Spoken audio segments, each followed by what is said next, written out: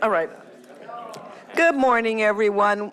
We were waiting for one more board member who's in the elevator, but it's a long elevator ride, so we'll go ahead and get started. As I tell my brothers, let's get our work done so we could go outside and play. It is sunny out there. We want to go out and enjoy the day. Oh, now the birthday guy has left. All right. Okay, we'll wait till the birthday guy returns, and then we'll get started. Welcome. I think he has a few words also. Thank you for, we should sing his birthday song again, but. Yeah, I feel like it wasn't for the cameras last time, so it wasn't fully embarrassing enough for him. That's true. Although I don't know that I really know.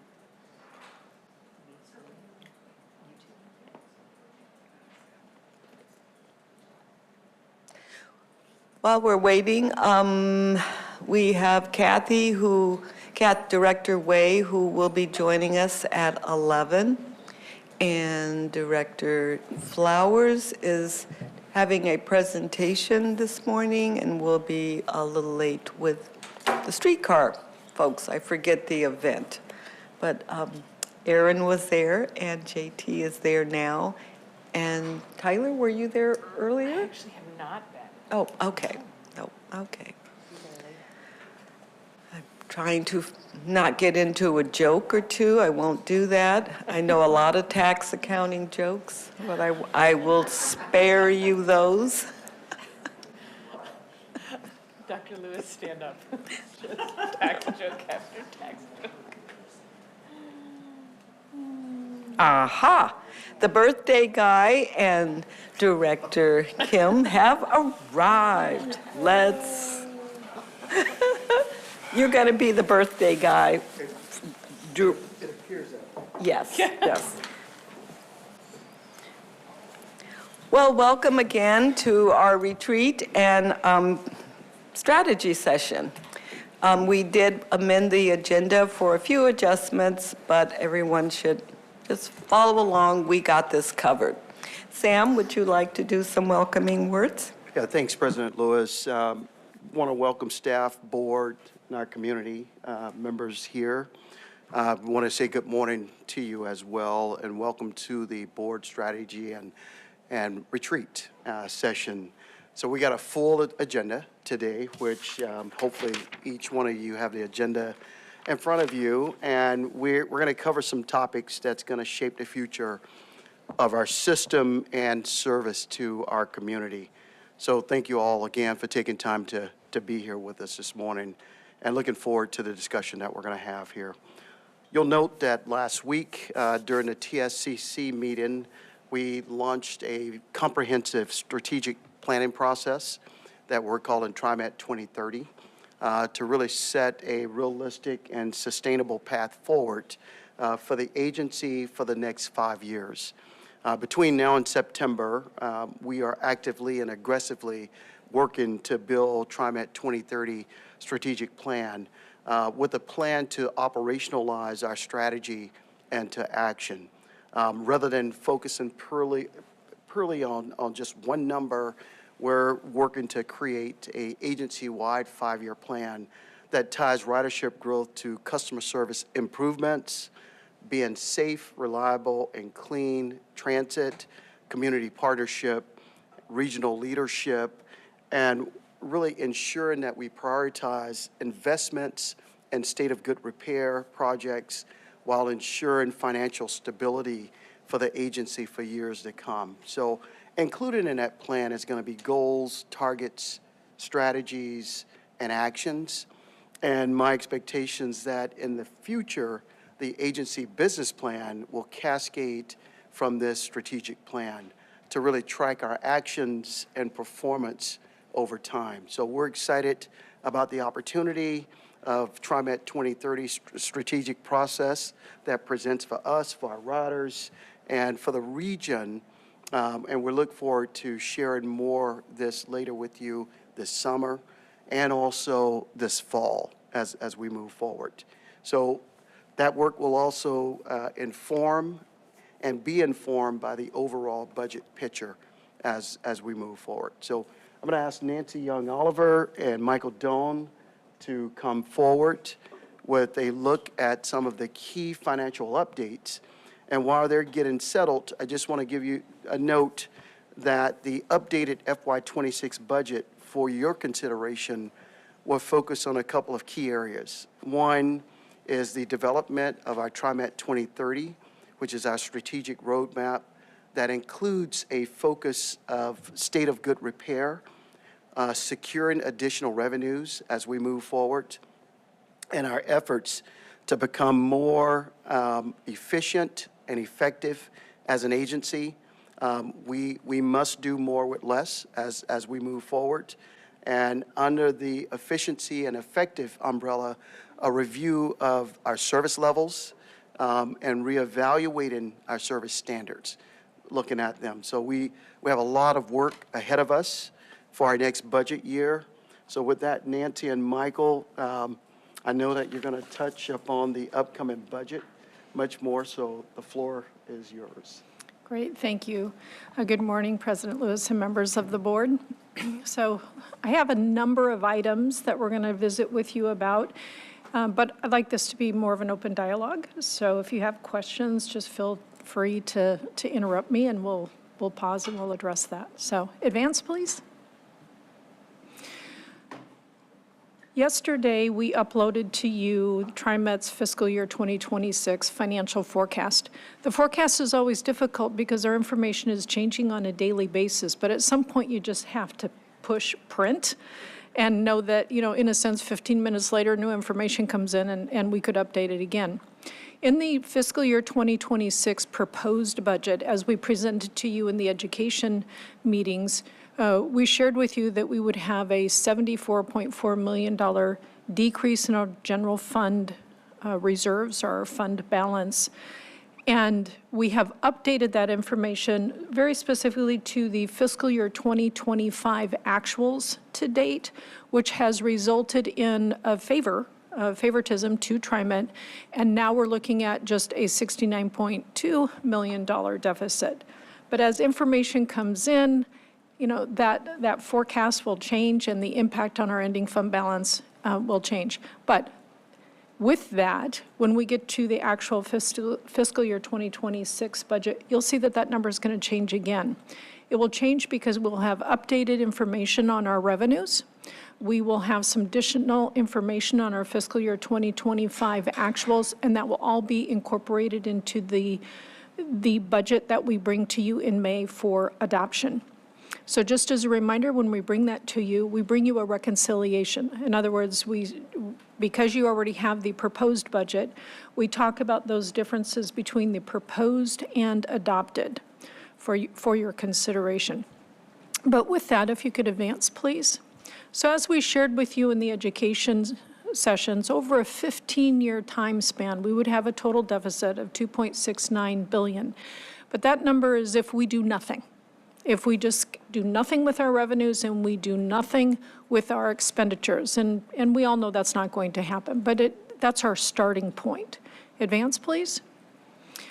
I wanted to share with you today just one scenario of many possible scenarios as we look at that fiscal cliff and the deficit that we have to solve. So if we start with the total deficit of the $2.69 billion, and let's look at the revenue side of it, specifically the stiff tax increment. If that increases, of course, it's going to have a very positive effect on our bottom line. Right now, the discussion is at a 0.08%. This is a pending decision. It has not landed. But let's just say for one scenario, what that would do is it would put into our wallet $510 million over the 15 years. That next line down has to do with operating reductions. You will see in the fiscal 2026 adopted budget that we will ask you to adopt is that we have taken some cuts between 2 to 3% in some divisions, not all. We felt that this is important to do because in a sense we have a 5-year runway within which we need to make some good decisions. And it's these early years that when you make a decision, so we eliminated about $12 million, But it's not just a $12 million, it's $12 million times 5. So you're looking at, we made a $60 million decision. What we did in that is that we tightened our belt a little bit in our discretionary funding. So there's no service cuts, there's no layoffs in that, but we did tighten our belt where it is purely discretionary, so training and out-of-state travel are a couple of examples there. So that is the one lever that we have pulled and have put into effect. If we were to decrease our continuing expense increase year over year from $7.5 million down to $5 million, that would give us another $290 million. If we take our one-time only increases year over year from $7.5 million down to $5 million, that would give us an additional $30 million. And if we were to reduce our general fund contribution from $50 million down to $40 million, that would give us another $200 million. So in the course of 15 years, just from those levers right there, we have more than cut that deficit in half. So that's the good news. So right now, with the do-nothing scenario, we would be looking at a fiscal cliff in 2031 of about $141 million. If we pull these levers that we've displayed on the screen, what we've done is we've pushed that fiscal cliff out by 3 years at a fiscal cliff of $131 million. Now, the good news is we can cut that deficit in half. The bad news is it's not enough. We need to do more. We need to continue to look at increasing our revenues, and we need to carefully examine those expenditures that we have year over year and make the cuts and implement efficiencies so that we can have a long-term fiscally sustainable outlook. I'll just pause there to see if there's any. We good? Director Kim. Yeah, what would be the implication of reducing general fund contribution from 50 to 40? From 50 to 40? Yeah, implication of that, yeah. Yeah, so financially, of course, it's going to add $200 million against the deficit that we're pending. What it means is that that's $10 million in general fund dollars that we would not have to dedicate to a capital project, be it stated good repair or a new project. Right. So there's always trade-offs when you do that. And again, I put pending by all of these, that we have not implemented them at this time, but they are levers for us to pull on. So it's a sacrifice. What are you going to not do in order to save that $10 million a year? I will share with you, Director Kim, that other than this year where we increased it to $50 million, previously it was $30 million a year. Yep. So, okay. Thank you. Mm-hmm. Okay, seeing no other questions, can we advance, please? So speaking of capital, we did want to highlight some of the projects that are underway in fiscal 25 through 26. As you know, our capital projects are not just a one and done in any fiscal year, but can cover multiple years. And you see a smattering of projects up on the screen right now. I just want to point out a couple just from finance. We have removed all of the fare boxes, the ticket vending machines that were out in the system. They have all been replaced except for 2. Those 2 are at PDX, and they are pending PDX completing some construction before we are able to install those 2 new machines. But we're pretty excited about those new machines. And the fare boxes on the buses are in a pilot right now. So we've got about, I think, 24 of them, 27 of them out there that are undergoing a pilot. Everything is looking good at this time, with full implementation starting around the end of May and then extending until that's done. But I want to spend a little bit more time here. I want to ask my colleague, Sean Batty, to come up and really highlight 3 specific projects that have had a significant amount of work completed.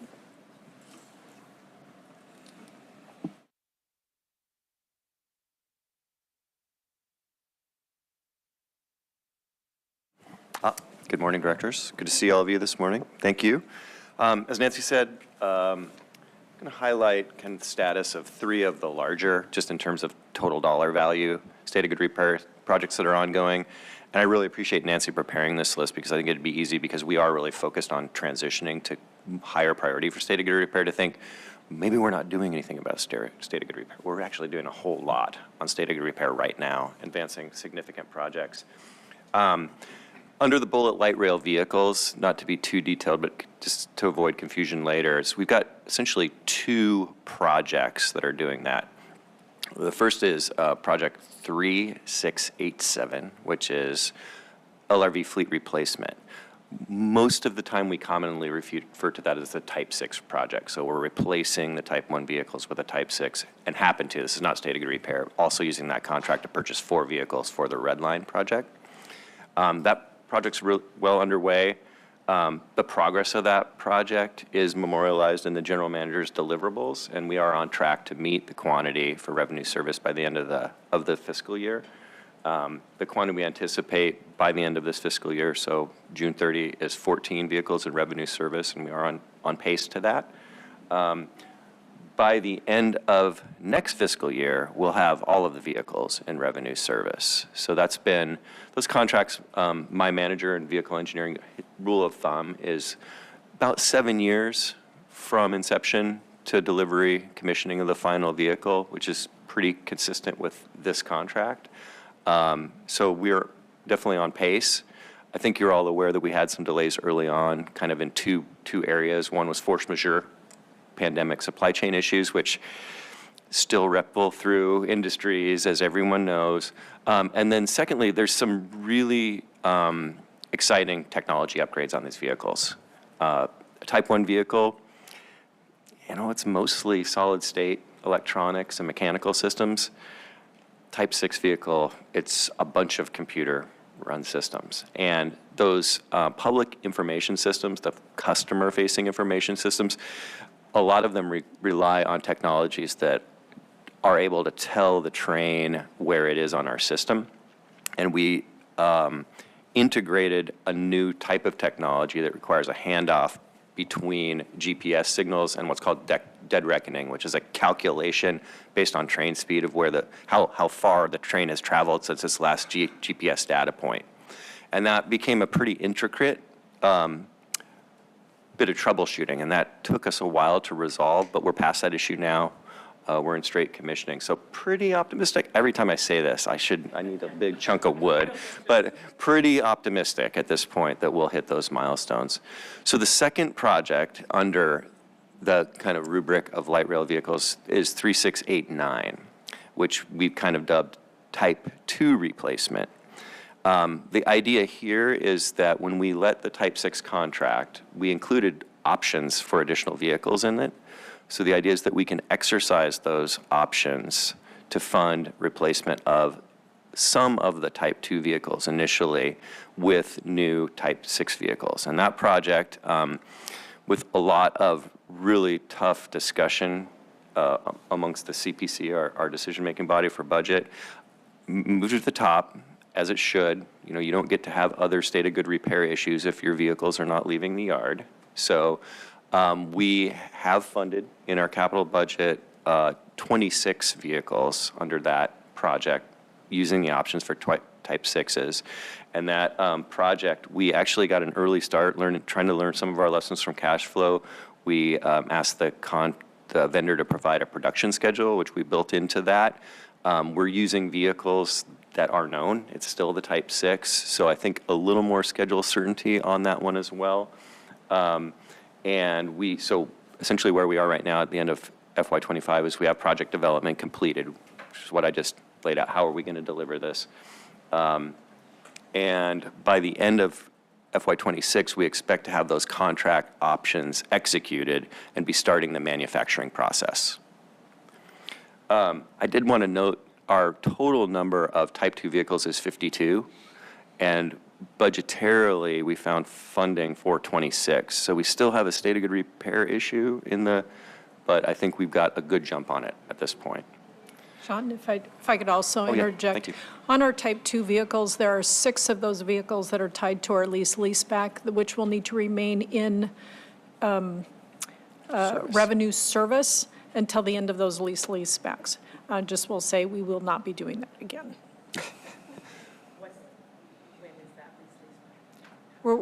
So there's a timing thing here, but around 2035, all of the leaseback obligations, should be done. You know what, it will. Those were decisions that were made at a time that there was a benefit to TriMet, and so I don't, challenge those decisions. It is what it is. Yeah. But we would really think carefully before ever entering into another of that type of agreement. And thank you, Nancy. I will say, subject to available funding, it doesn't mean that we can't purchase 6 additional Type 6s for those. It just means we can't take the Type 2s out of service because of that. So the next project I wanted to focus on, big magnitude, really important from a state of good repair prioritization, is the replacement of our Type 1 substations. There are 11 Type 1 substations. Type 1 means the substations that were built as part of the original Bamfield alignment, so from Cleveland to the 11th Avenue turn back. We've actually completed one at Ruby Junction. That one's been replaced. It's done. We are in construction for the one that is at Pioneer Courthouse Square. Did everybody know we had a substation underground there? It's pretty cool. And so we expect by the end of next fiscal year for construction at Pioneer Courthouse Square to be nearing completion. It takes a while, not so much because of the physical on-site stuff, which does take time, but it's the procurement of the long lead items. And this is another one where there's risk. Again, all electronic components coming from distance, being assembled by a contractor, but purchased from multiple vendors. It's electric switchgear, essentially. So that's why we moved ahead with your approval, an early procurement for that, and that allowed us to feel a little bit more certain about the schedule. At the same time, we're advancing what we dubbed the Group 1 of the Type 1 substations. So this is a select number of substations that are similar in site condition, and those are 60th Gateway, 122nd, 148th, 181st, and the Gresham Transit Center. And so we, at the end of this year, will be well underway with design. I actually saw the NTPs go out for 60% design for those this morning. And we should be procuring construction with your approval and well into pre-construction services with those kind of the end of this year. End of FY26, to step back, because of our funding limitations, we're funding at a pace where we actually physically replace one of those Type 1 substations per year. So we can advance a chunk of design and have those designs ready to go, but because of the funding restrictions, we can only really do the long lead material procurement and the construction on a 1 per year basis. So in FY26, our focus will swing from Pioneer Courthouse Square to the 181st, and we expect to have construction essentially complete on 181st by the end of next fiscal year, FY26. So quite a bit of detail. I hope that was on point for what people were interested in, but certainly we'll attempt to answer any questions anyone has. Yeah, thanks, Yeah, Robert, you bet. Question on the Type 6. Yeah. So if we exercise the option, how much lead time is there on that?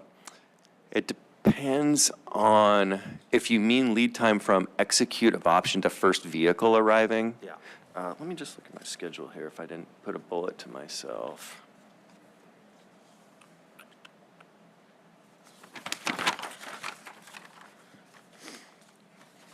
So from NTP to Siemens, which is the contract execution, to the first delivery is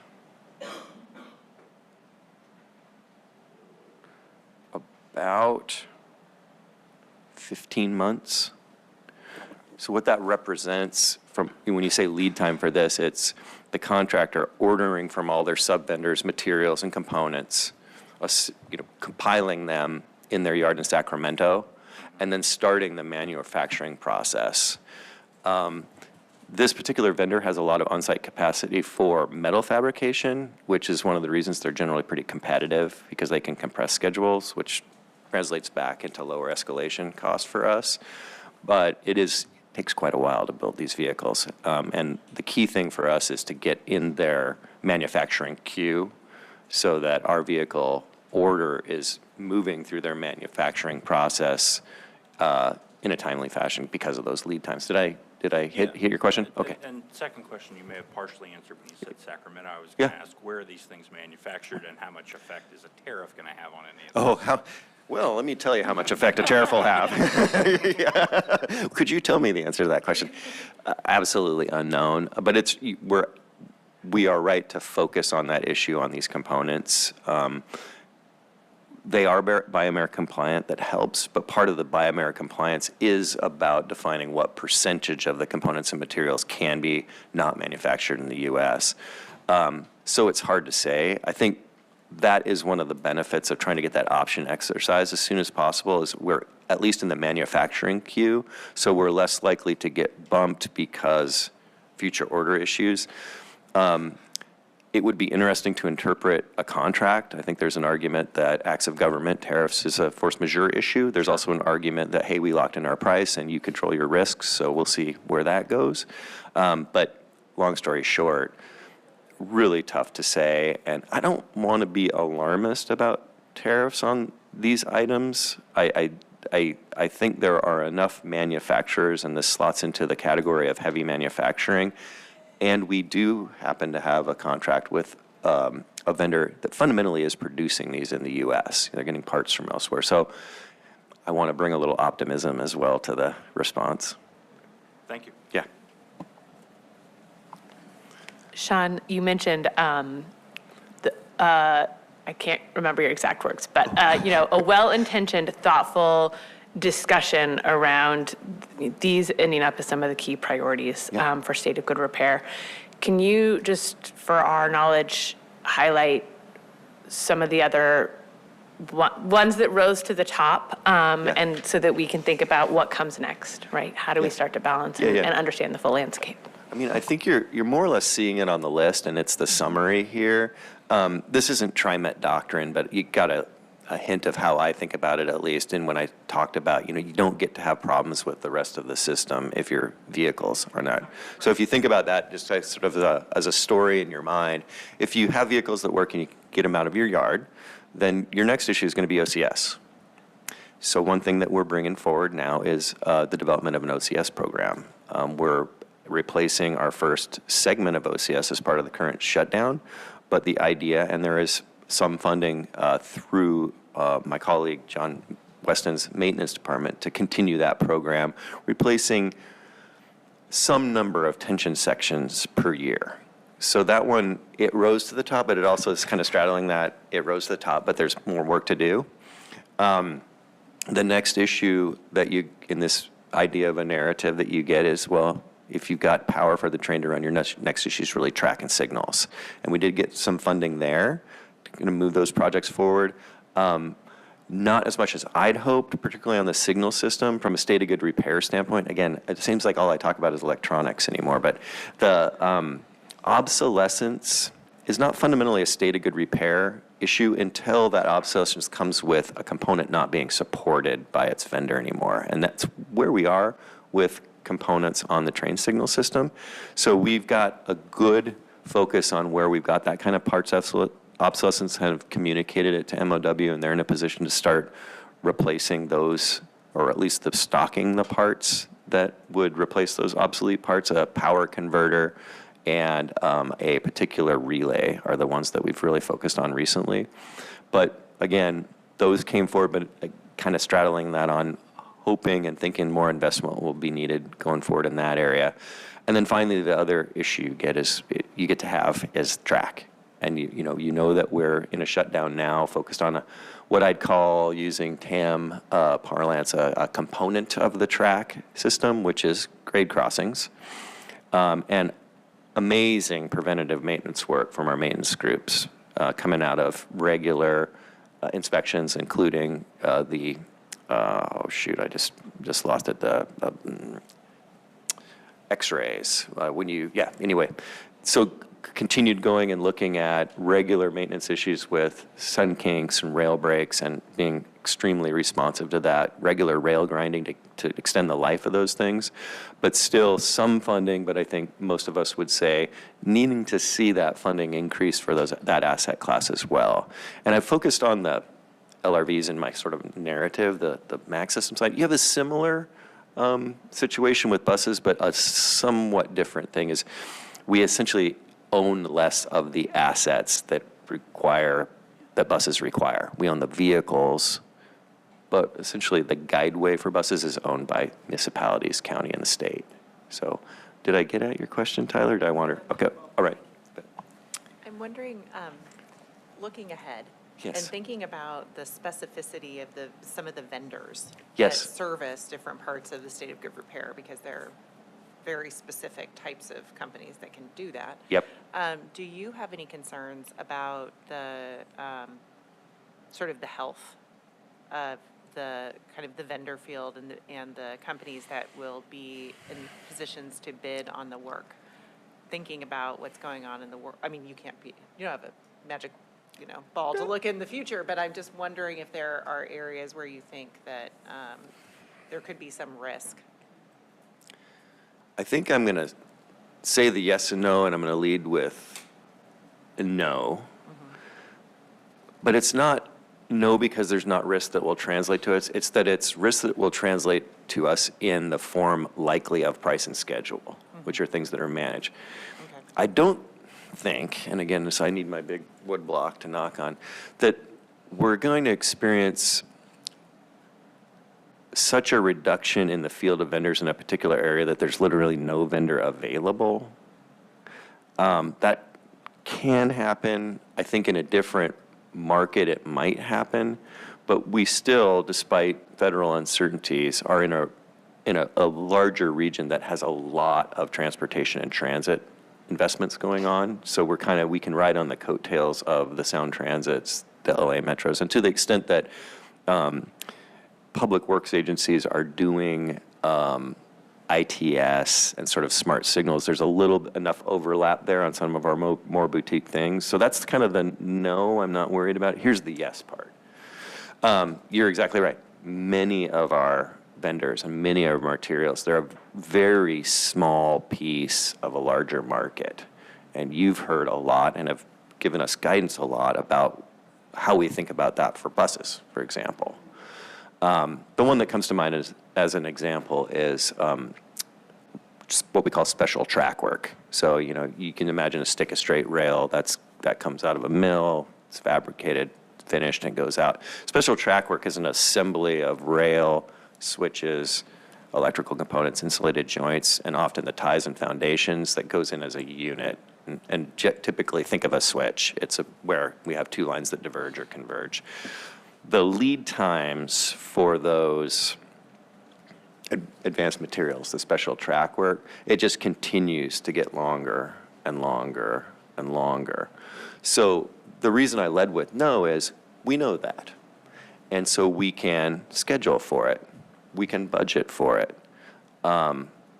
Because of my sense for the no answer, I feel like we've got a sense of the rate of volatility in that area, and that the overall industry is maybe not drying up, so to speak. It's just slow to add capacity to its production, which we would see in the form of lead times coming down again. And we have a lot of engagement with that particular market sector, so I think we have good awareness of what's going on. And that is a small anecdote that translates to a lot of the different things, but you're spot on. We are, sometimes we'll call it kind of a boutique industry within a lot of industries, and we draw from different market segments to kind of assemble our things. And the ones where there's known manufacturing capacity limits locally and nationally, those are the places where I do expect to see impacts to schedule, which does translate to escalation, which translates to cost. Okay. Okay. So as we look at our state of good repair in fiscal 25 through 26, our anticipated spend is between 180 and 200 million just on those state of good repair projects. Of course, the exact dollar amount depends on just the execution of those projects. So advance, please. So with all of those, you've got to wonder, how are we paying for it all? And of course, as you look at those big numbers, you've got to know that we have external funding that we're relying on to bring home all of these projects. So as we look at our grant status report, we have those things that have been rewarded. In other words, our application has been approved. When we say that something is in progress, it means it's under review with the grantor. It might be the FTA, or it might be one of our local partners. And if it's executed, that means that TriMet actually has access to the funds as soon as we have an eligible expenditure. Advance, please.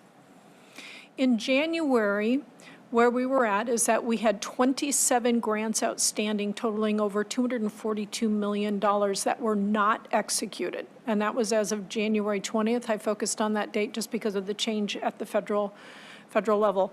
But here we are today as of April 24th. And of those 27 outstanding grants, 7 of them have been executed. In other words, as soon as we have an eligible expenditure, we may draw down those funds.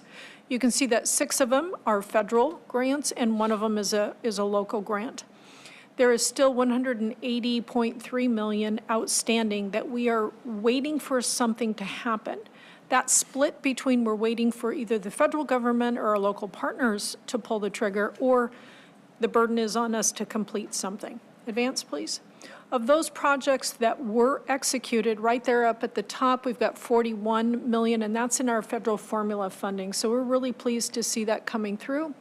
We have some earmarks and we have some discretionary funding, and these total 62 million since January 20th that has been executed.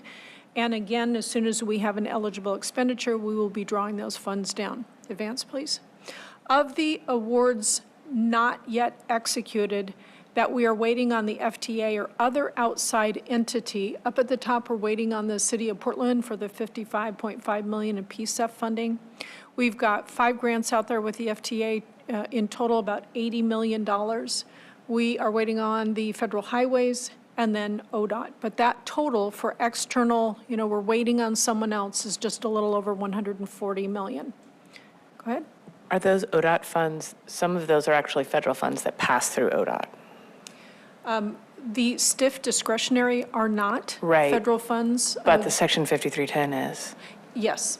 Yes, it is. Okay. Okay, advance, please. Of those grants out there that are stalled because they're waiting for us to do something, that totals just under or just over 40 million. A lot of that is the NEPA work that needs to happen. So I just wanted to provide that summary to you so you can see what's happening. This can change on a daily basis too. We get more information, we get notices, and the team, between the grants team and capital projects, we're gently knocking on those doors, trying to push things forward, as quickly as we can, but of course, very carefully. So, go ahead. Sam, you mentioned this when I saw you yesterday, but I was wondering if you could share with the board a bit of an update on your conversations at the state level. Yeah. Oh, sorry, was that later? Oh, okay. Okay. Okay, advance, please. All right, so shifting gears. So in March, we brought to you and you approved the authorization to reimburse ourselves pending the bond issuance. So an update on that, in June, we plan to bring to the F&A committee a new forecast scenario. By the June board meeting, we should have a definitive answer on what's happening with the STIF funding increase. So we'll provide that to the F&A committee and then to the full board. In July, we will come back and seek the board approval to issue up to $150 million in new money, as well as a possible refunding that will depend on the market rates at the time. Once that approval occurs, should it be approved, it'll start the 60-day window, which allows for public comment. That would mean the earliest we can go to the market would be October of 2025, which was within our original plan to begin with. The 3 primary projects that would receive that bond funding would include 82nd Avenue, the light rail vehicles, and Columbia Bus Base. Advance. And shifting gears again, the last item I wanted to visit with you about today is our strategic financial plan policy, which is a part of Sam's goals and targets that you set for him for this year. I want to thank Director Kim and Director Kellogg for being willing to meet with us in the details of that plan. We're meeting on this Friday, as a matter of fact.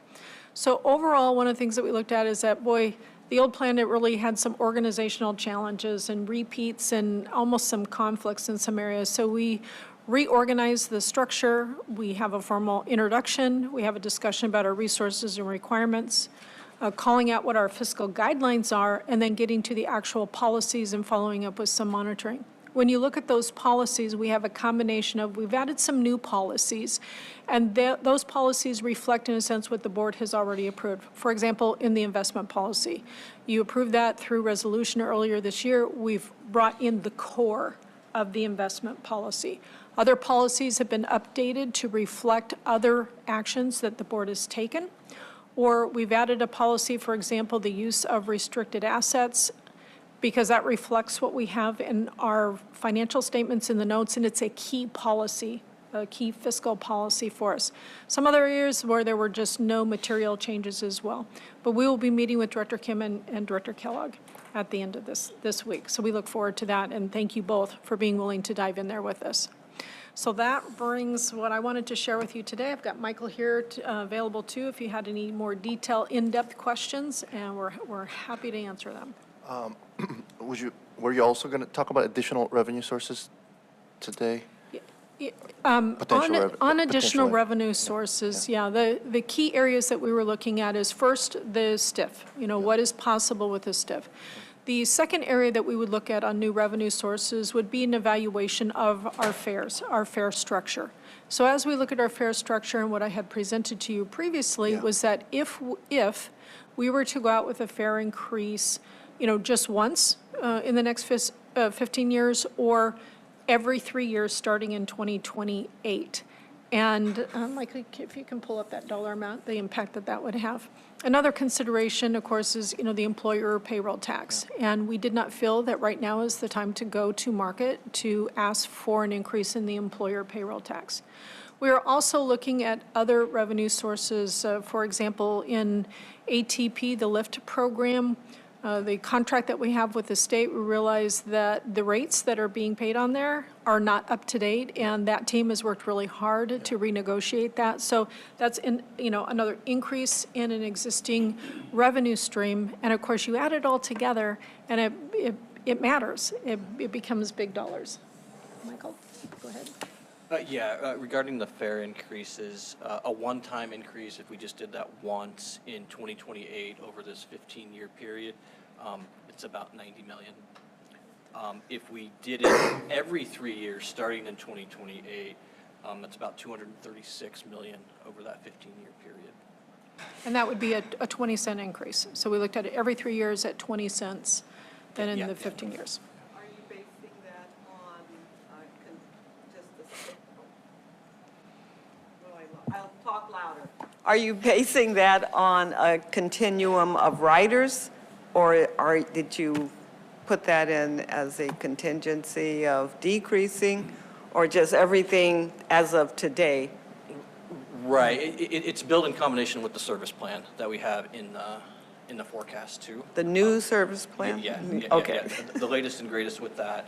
And so how that ridership and those hours shift and how we gain ridership through that. There is a little bit of natural attrition in riders, in rides that we're going to see hopefully for a little bit in the near future. Yes. Hopefully continuous, but I don't know how realistically. optimistic that part is. But Okay. a little bit more growth in the near term versus that longer term growth. Okay. Thank you. Yeah, thank you. All right. Any other questions? All right. Well, thank you very much for your time.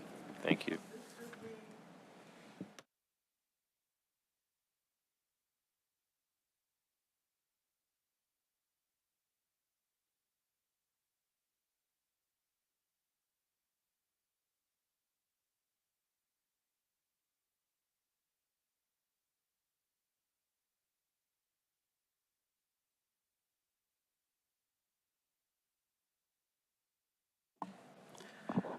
Well, first, I want to just let you know that these last 2 weeks, to Director Graham's point, has been both pleasant and also very interesting. We have, TriMet, we've met with more than 20 state leaders discussing the STIF, the fund in itself, and we've had good conversations with everyone that was there. There were, yesterday, I went down with the JPAC, our regional group, had a conversation, not yesterday, Monday, I went down with JPAC, our regional group, and had a very interesting conversation was able to meet with both Republican leaders and also Democratic leaders about the STIF. Feel very comfortable about the framework that they've put in place. I think it does address our priorities in the region. I did inform them from TriMet's perspective that TriMet needs a 0.4% increase by 2030 with a escalator of a 0.1 each biennium to get there. Was met with a little bit of opposition with certain state leaders in both the House and the Senate regarding that it would be a heavy lift to ask the public to increase to those levels. Also, there was quite a bit of interest from state leaders about how ODOT is run just as well as how TriMet is run. They were interested in the empty bus syndrome that on some of our routes, moving around the area. And also there was an interest about how did TriMet operate prior to the House Bill 2017. The state were not funding transit in the state, so how did you operate? So I talked a little bit about that. We had our employer payroll tax, told them that our fare box was close to $100 million that we were taking out of the fare box, and also about, federal funding that was there. That's how we actually operated. There were some leaders that was very skeptical that it's not the state's responsibility to fund transit in the state, that this is something that the local governments and the county government should be doing. I left perplexed, both good and bad. I'm still hopeful with optimism that we will see some type of increase to the framework. I don't think we're going to get to the 0.4% increase that we're looking at, but I think that there will be a lift by the state leaders there. I did invite several state leaders to TriMet so that we can give them an overview, because I felt their knowledge base was not accurate and reflective. So Senator Starr, I've invited him to come to TriMet, and so that we could meet directly with him, and Representative Drazen, I invited her to come to TriMet so that we can show her what we're doing. Also informed them that we were faced with the societal issues that we're trying to operate through, what everybody else in the country is faced with currently, along with people working from home, the commercial vacancy that we're dealing with right now, and also, just trying to revitalize our region and get more people on the train. But I think we were measured in my conversations on Monday just by simply ridership. And they had seen the op-ed that had went out previously saying that our ridership went in a decline. I explained to them about that. I also told them that we will be doing a rebuttal to that editorial piece that was actually out there. So the next couple of weeks here, one, we'll be hearing something here pretty soon about whether it's the intention of the state government to introduce a new bill to increase the framework, or introduce a new bill to decrease the framework. There will be public comment that's going to take place in the middle of May. So I'm asking all of our public, all of our region, to actually go out and really participate in a public comment there. Just wanted to reiterate, board, that I did tell them that if we remain at the 0.18, that TriMet will be reducing service in 2027 by 15% on the bus side, and with rail 5% as we move forward. Hopefully I answered your question. If not,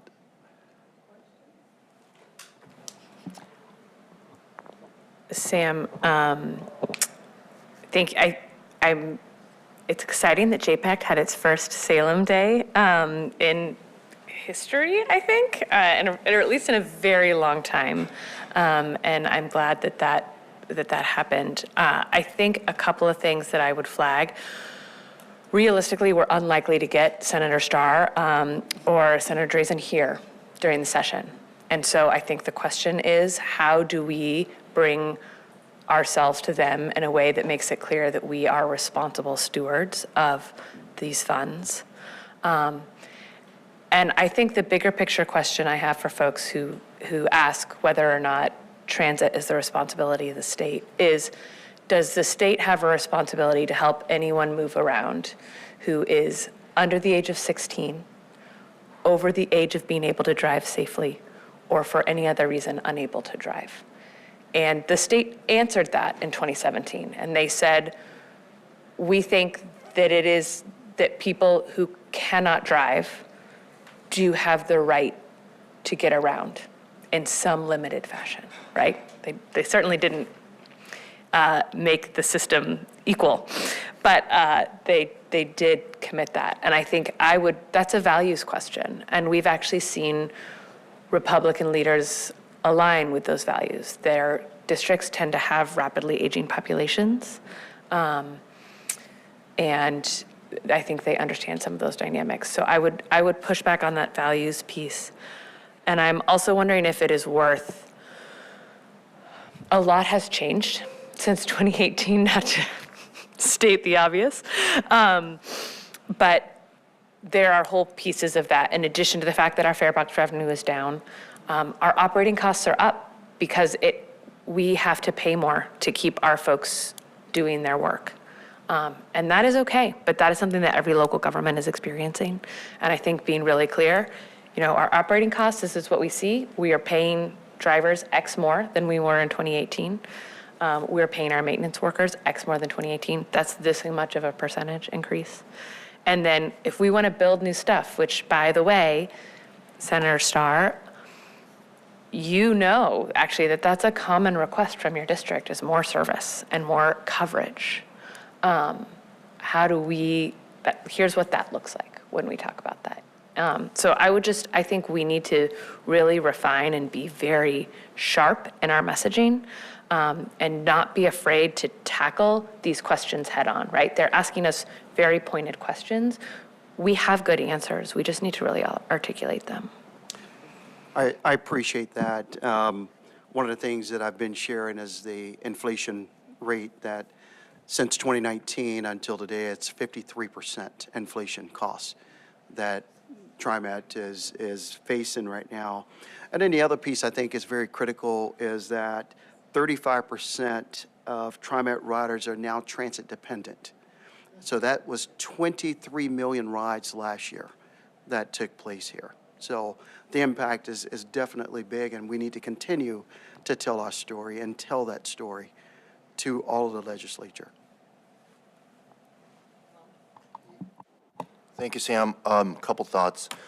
I think in our messaging, it would be helpful for us to highlight that percentage of the funding that flows back to the private sector and to the rest of the state, really, so that the funding, really the concept of the funding mostly flowing back and giving an economic boost to the state of Oregon. So it's not that when the legislature approves something, it doesn't go into this TriMet black hole. It really good chunk of that, and hopefully Nancy and team can articulate that, is hopefully a majority of that we can articulate that it goes back. So that's one thought. And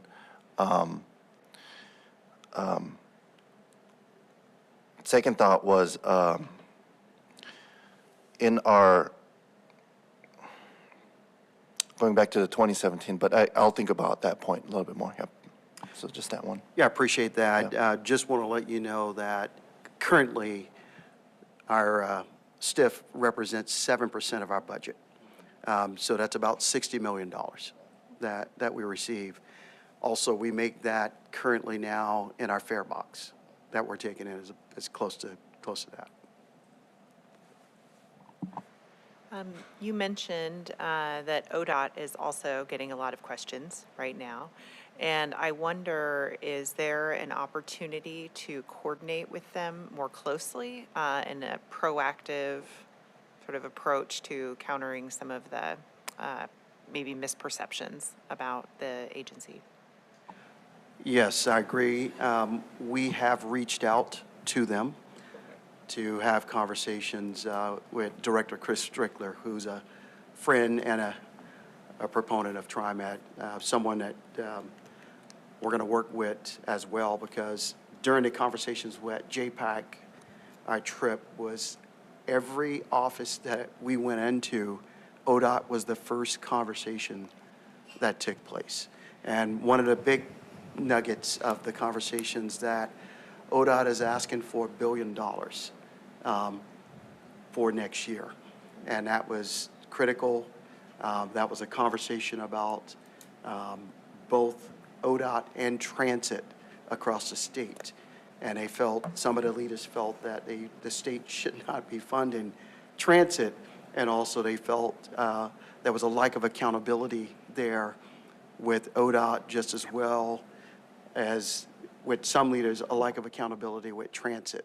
And they tried to tie accountability to the STIF funding that started in 2017.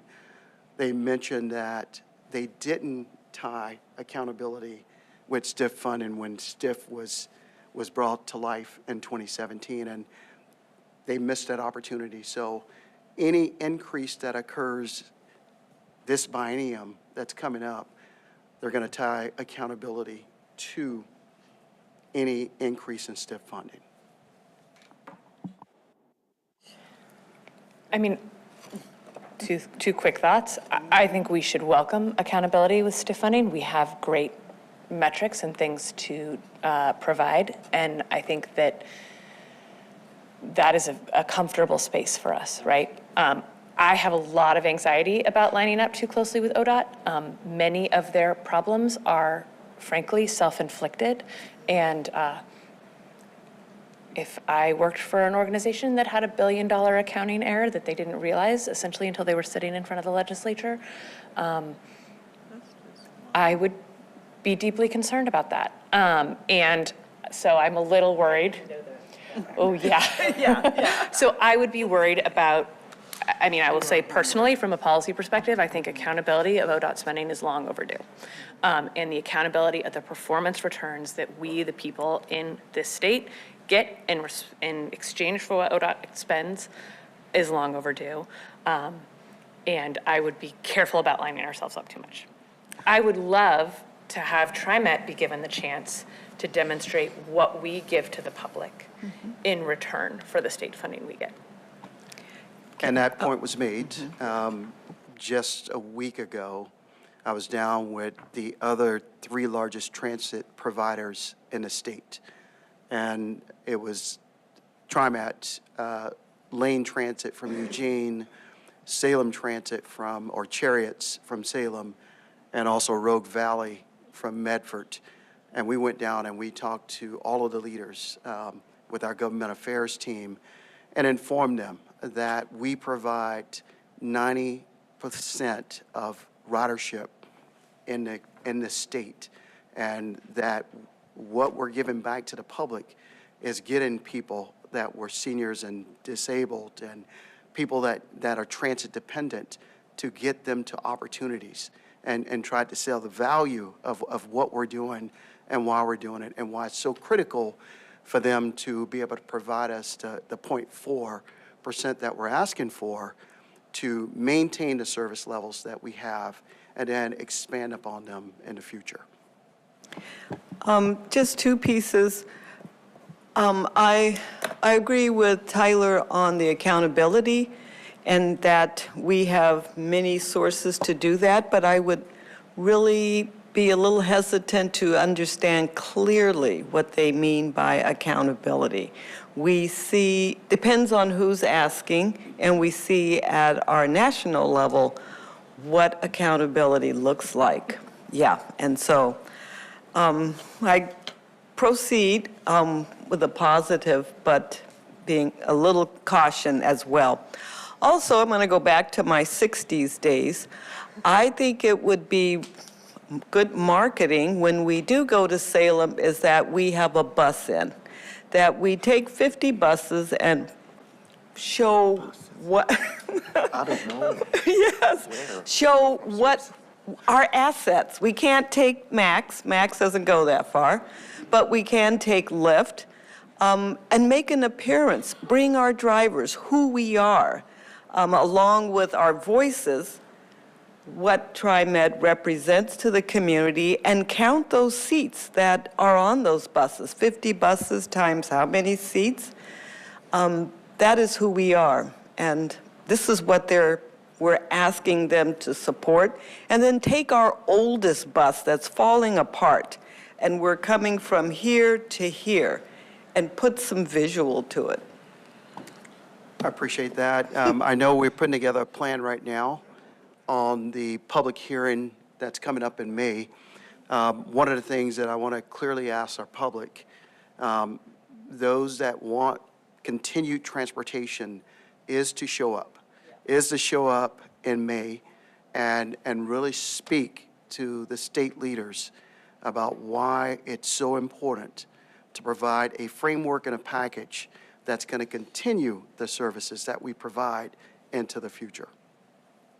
And we should ask them also how many of them have rode Max. We should get their hop cards. But okay. I love it when Director Lewis harkens back to her radical days. Oh, yes, go ahead, please. So everybody has spoken. So this is more of a comment than a question. But a couple of things that caught my ear: transit-dependent riders, right? And part of this funding, it's an increase in the gas tax and it's increase in registration. The cost of cars is going up. So has the argument been made that by doing this, you're going to create greater demand for transit, yet without funding us, we're going to have to cut that service? So how are people who really need us going to get to where they want to go or need to go? That was the point that was made, is please hear the cries of the people that we're providing service to that truly rely on the service. I even made a very clear point about once we remove a bus line, that means that we remove our paratransit line that's there as well. And think about the seniors and the people with disabilities that will no longer have opportunity because of the reduction in service and not having the funding to be able to provide to that line or that service. And I made it very clear that during my time, over my 30 years, this has only happened twice. And I invited people out to come out and ride with me as I was going out and telling people that their bus line or train line is no longer coming because we don't have the funding. And I made the point when I was down in Salem is to be able to look in people's eyes and see the tears that they can't get to work or they can't get to medical or help was absolutely taxing on me as a leader to be able to provide that. Add to Robert's list tolls. Director Kim? Thank you, Sam and team. As we put our best foot forward, this goes without saying, but let's, as fiduciaries, right, let's prepare ourselves and to, we'll need to be ready to adjust our operation. So we'll prepare for that too, as we, of course, march towards May and the hearing and all the potentially positive stuff. So, thank you. Any other questions for General Manager, birthday guy? Just please let us know how we can help. And, you know, especially if, as the hearings come up, or many of us are having conversations with these folks on other matters. And so please let us know. I know that JC and team were putting together kind of our playbook for the next 2 weeks. So we'll be reaching out to you to get you involved if time allows. Okay. Thank you. Okay, back to you, General Manager, for next section. next on the agenda. All right, appreciate it. Thank you for the great conversation here. Next, we'll turn to safety and security, a top priority for the agency, has been described both at the state level and at the local level. So I'm going to welcome up Andrew Wilson and Pat Williams, who's going to walk us through a couple of key updates. One is the DMV legislation. Two is chronic offender removal initiatives. Three is our partnership with law enforcement, and then the deployment tools like GPS technology. So Andrew and Pat, I'll just turn it over to you. That's great. Thank you. Well, good morning, Board President Lewis and TriMet Board of Directors. Good to see you all. I am up here with Pat, our Director of Security here at TriMet, and he's going to be talking about a couple items on the agenda today, too. We've made some really great progress over the last few years, but we want to spend some time with you about where we're at on a couple different initiatives and where we're going into the future, which our General Manager has already kind of listed some of those items. So I'll jump right in, and then we'll leave plenty of time for questions at the end. So first off, I'd like to spend some time just real quickly giving you an overview, if we can go to the next slide, on the Transit Police Division as it stands. You guys might remember we have an intergovernmental agency agreement with the Multnomah County Sheriff's Department, the lead position, and other agencies participate in that program. I'll tell you, we're getting some real good momentum towards increasing staffing, something that has really been kind of stalled for several years as we've been trying to rebuild what was once 65 transit police officers and as many as 15 different agencies participating. We're down to 22 and 4 agencies participating. So we're excited about bringing more people back into that program. First on the list, the Multnomah County Sheriff's Department confirmed this morning they actually have 10 positions that are set aside in addition to the 14 they already have with us to fill and add to transit. Now that is going to take some time. That's not anything we'll see even this year most likely, but it is good to know that they have a commitment out there to staff those as they increase staffing across all of the Multnomah County Sheriff Department's purview. As you know, they've got their own funding issues and different things that they're working through as well, and so we've been an advocate for them to increase public safety as we've been advocating for the District Attorney's Office too to increase public safety. You might remember it was this last strategy session where we were here with some of our partners from the Sheriff's Office as well as the District Attorney's Office. So we're going to talk a little bit about how we're bolstering those partnerships as we go through the presentation this morning. Portland Police Bureau is very exciting. We're actually, Sam and I have met with Chief Day a couple different times and his Chief of Staff, Robert King. We've also had some command staff kind of discussions about how incorporating the Portland Police Bureau back into transit. Remember, they used to run transit years ago, but getting them back in. And at this point, they've committed 5 officers and a sergeant to come back in. The timing of that was supposed to be May. We'll see how that goes, but we're going to try to see if we can get some folks back in from Portland in short order, and the commitment is there. So in your conversations with local elected leaders, just know that that commitment is there, and we'd love to see them working with transit soon. So Port of Portland, very exciting. We've been talking about them for a very long time, trying to get back in significant numbers. We do have one officer, Charlie Berry, from the port currently working with us, but we actually have 3 Port of Portland officers coming on board on May 26th, and so that they'll actually be on property with us. They've been out doing ride-alongs. They have a commitment to add 2 additional officers as well as a sergeant sometime over the summer, so we could get 6 folks. When you think about when we're talking about today where we're at with 22, 6 additional is very significant. One of the first things we want to start doing is actually having Friday coverage for transit police. Currently, the only way we get coverage on the system from transit police is through overtime on Friday, and that's a very significant day for us. So as we get some of the staffing on board, even these 3 will start to have more regular Friday coverage. And so building these numbers back up is important. Shortly, we also have had Lake Oswego and Oregon City back at the table. Lake Oswego is looking to give us 2 officers. They've done several ride-alongs with us and our staff already. So that's exciting. Oregon City is in conversation, and Canby Police, all formally involved with us in the past, but getting them back involved. So, and actually, I'm leaving directly from here to go meet with the Hillsborough Chief of Police and Matt Jordan, because Hillsborough has an officer with us, but they want to give us more. And so some of this is just that continual working to get our numbers back up. We do hold a quarterly luncheon, which the sheriff actually hosts at our public safety officer. I think, Dr. Lewis, I think you've been there.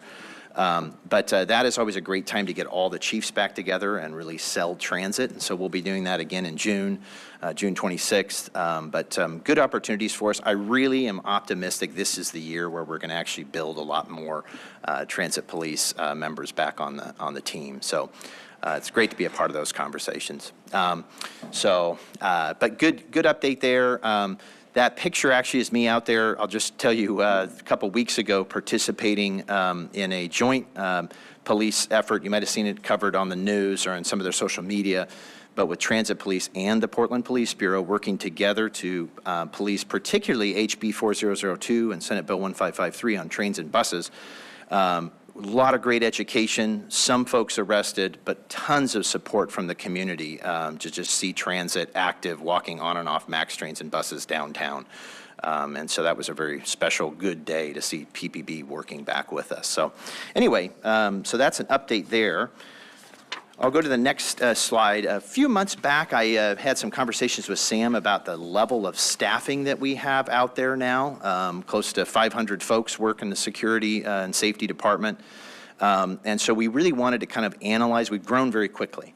And we wanted to analyze how we're using our resources to the fullest extent and really trying to refine how we're deploying for the best benefit. We've had some great successes, but we don't want to let up on kind of continue to innovate in terms of how we deploy. Currently, how we deploy, we use heat map data. We use a lot of data to kind of inform how we put folks out on the system.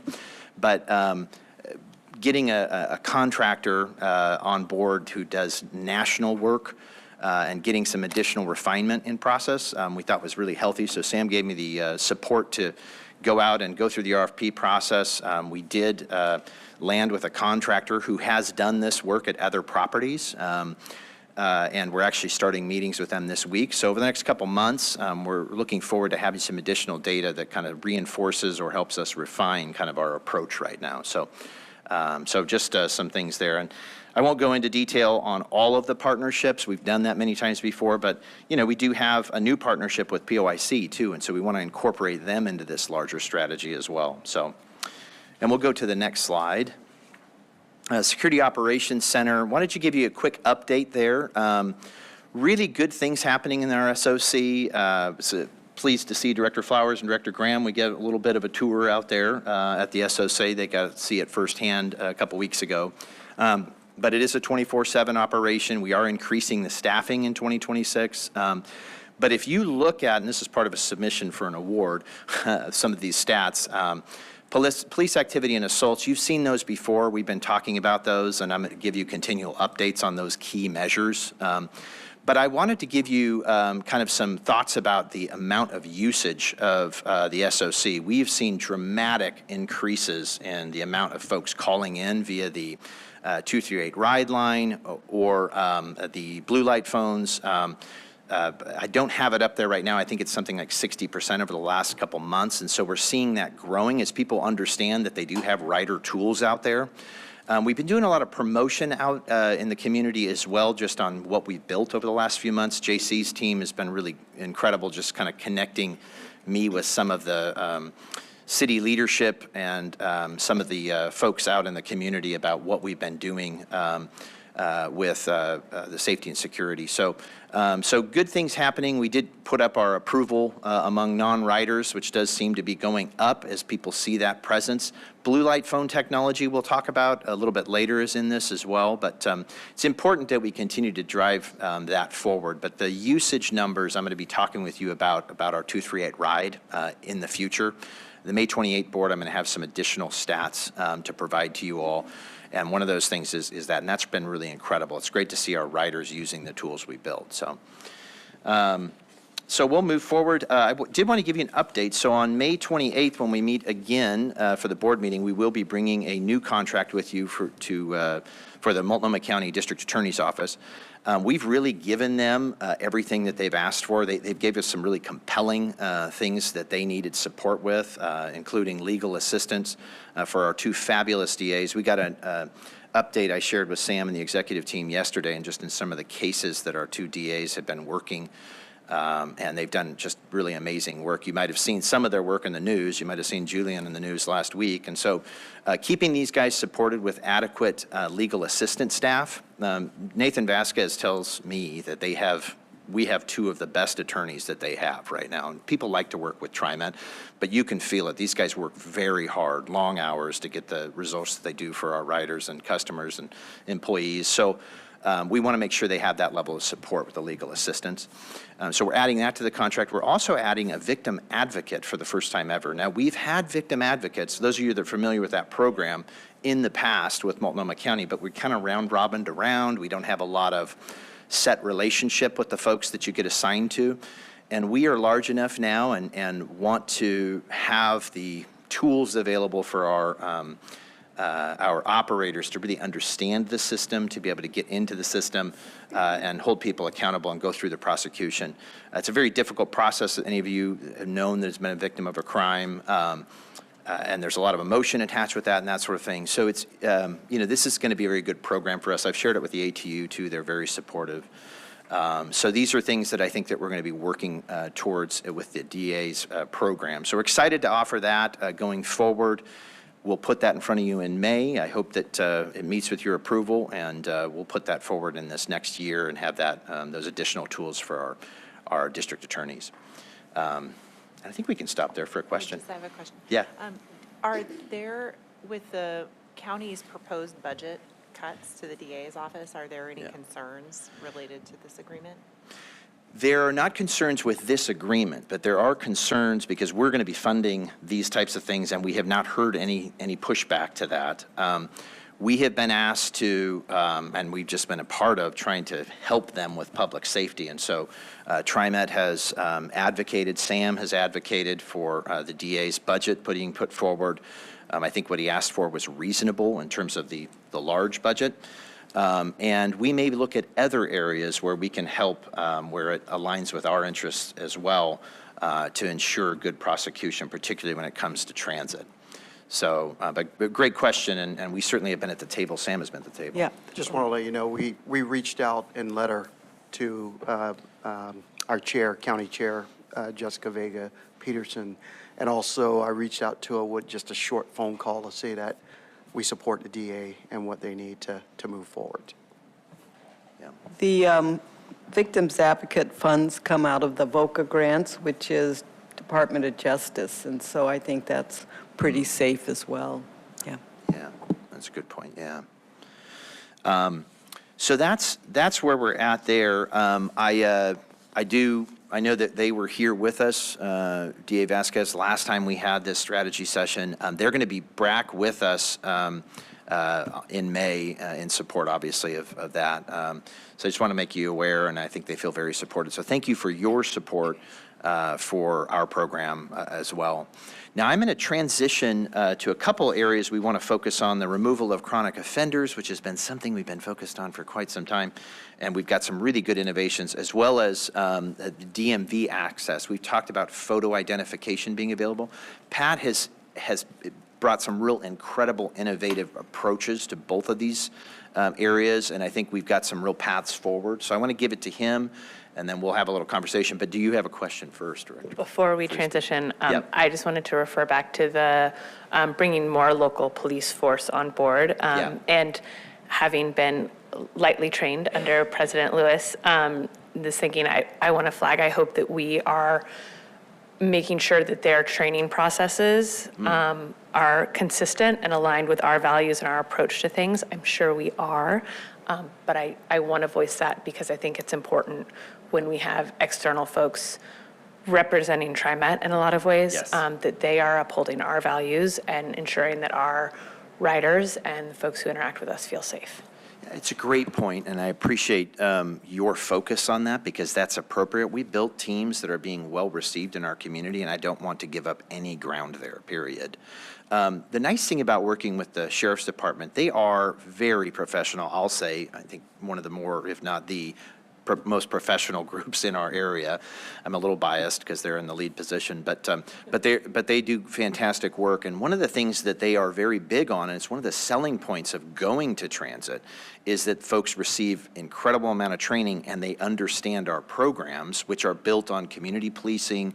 We have different tools that small agencies like a Milwaukee, per se, is never going to interact with an SRT person. They're never going to interact with customer safety supervisors or the level of involvement we have from the SOC.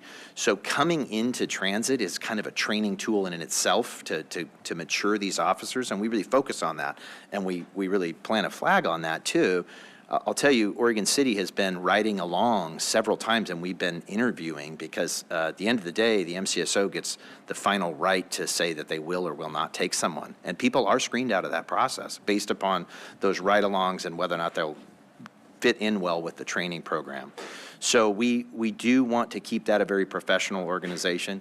And I'll tell you, I've said this a lot, you've heard me say this before, but if you call 911, law enforcement will respond, right? So if you're out, regardless of whether TPD's on shift, if they're the person in the area, et cetera, what we want to do is have a very professional group that is very specific to the needs of transit riders.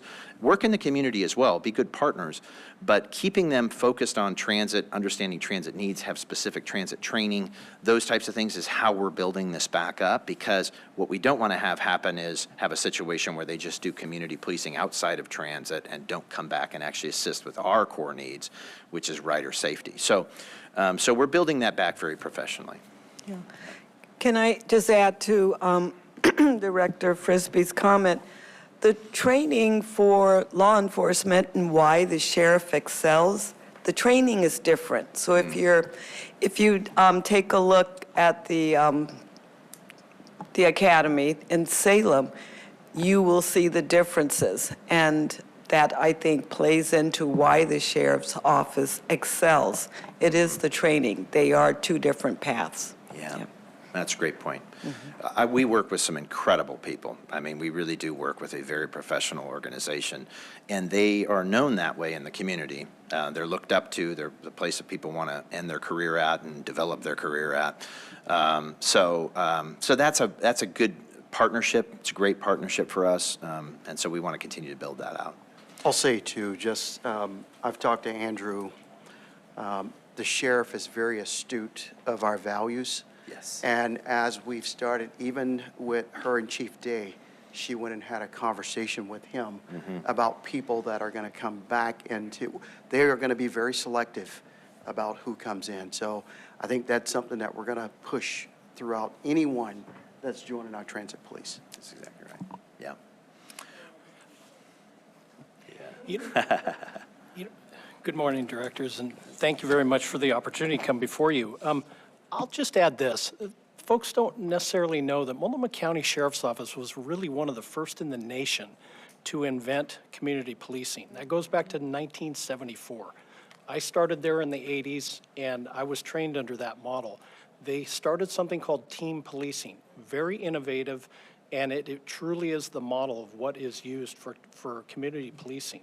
So it's really great for us to have them in our agency, and they still. No, that was prior to him. Yeah, it was prior to Peirce. Yes, and I think it was Brown who actually went on to become a national figure. So it's really got a legacy, a long-standing legacy in this type of behavior. So switching gears here now, we're going to talk about removal of chronic offenders. So what is a chronic offender? That is somebody who is typically engaged in 3 violations in a 90-day period of time, and we're starting to track them. And we're starting to recognize those are really more the bigger issues for us. And then how do we remove folks? So picture yourself on a train or a bus or at a platform and saying, why isn't security doing something about it? Well, law enforcement isn't available to respond. Private security doesn't have constitutional or statutory authority to come in and go hands-on and enforce state law. Now, they're hired by us to contract to remove people, from inside our properties and things like that. But when you're out in public, that's where it gets a little dicey. So this is where I've been talking with our legal team about this quite a bit. Is my microphone not working? Talking with our legal team about how do we thread the needle with this, and talking with our contractors, the leaders of those agencies, to say, are you willing to engage in something like that in the absence of law enforcement, be able to take an active approach. So what we would do with this is, say we have a person who's acting up on one of our vehicles or on the property, we would give an interdiction command and let them know, hey, we're expecting you to exit our property. This is really one of our biggest problems when trains and buses are going into the yards at night for maintenance. How do we get folks out and we don't have law enforcement response? The train has to wait outside because we just can't take somebody into the facility. So what this would do is it would require us to establish some very strict protocols and then start training, and then get buy-off from the DA's office to actually say, okay, this is something we will support you if you do have to go hands-on. Now, this doesn't mean it will result in a criminal charge, but it could. And so these are some of the things that we're looking at. So scripted models for the security officers. We would use still photos from our CCTV cameras to try and identify these people if we don't have to charge them right then. And then a lot of training, and then review of any type of force that's used on them. Any questions with that? Okay, and then moving over next is the DMV access. So in the absence of law enforcement, we've lost the ability to identify somebody. So if I'm a security officer and I walk up and I say, you're engaging in behavior, I'm going to cite you, or can you tell me your name? We've heard Daffy Duck quite a bit. We don't have the authority to actually detain somebody and say, you have to give me your identification for the purpose of issuing a citation. So we have been discussing this with our legal team and others throughout the area, approached the state police to say, how do we get access to DMV? Well, there's a lot of hoops to get through because that really is a protected space. And so what ODOT has said is that we would love to entertain this. You guys have really done a lot of legwork. So we would have to enter into an IGA with the ODOT, but they also don't have a mechanism in place to actually provide this to us. So we would help them try and create a portal that would be able to deliver a DMV photo. Now, this would not be access to criminal histories or anything like that, running people for warrants, simply a photo. We can say, no, here you are, you're not Daffy Duck. Does that make sense? So we would also work with the sheriff's office in the meantime to develop a protocol to get a deputy assigned to our team to be able to try and identify these people.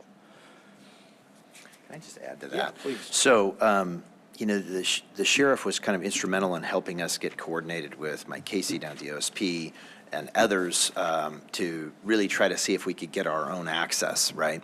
We went through that. Our public relations department did a lot of work on that.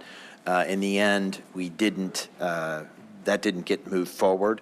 What I really liked is Pat didn't give up there. He looked for kind of an additional kind of opportunity, and I really think this is one that could be a winner with us having our own contract directly, just with the photo identification portal.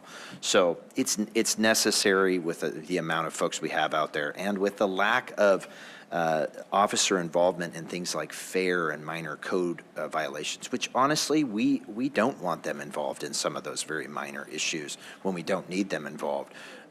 So this gives us that capability.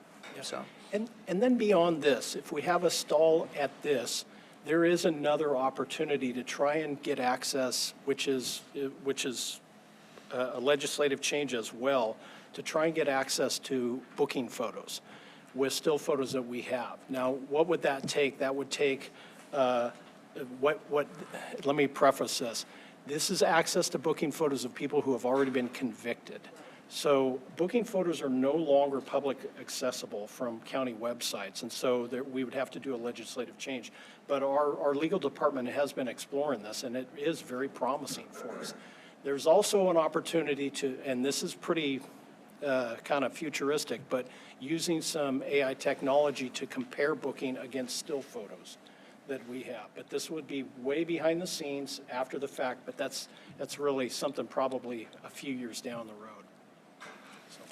Yeah, and we're trying to weigh this against, the concerns the community may have around some of these tools. The problem that we're in and we're running up against is, we have a lot of chronic offenders, folks that are hitting the system over and over and over again and we see this because when we actually engage with them, it turns out when officers arrive, they have multiple warrants. And so we're letting folks navigate with some of those folks on the system, and we don't want that to happen. And so if we can match some of those photo identifications for our security teams to be able to recognize who they're dealing with, who they're talking to, whether or not they've had a prior offense or three, that really will help our security department. So, question? Yeah, go ahead, JT.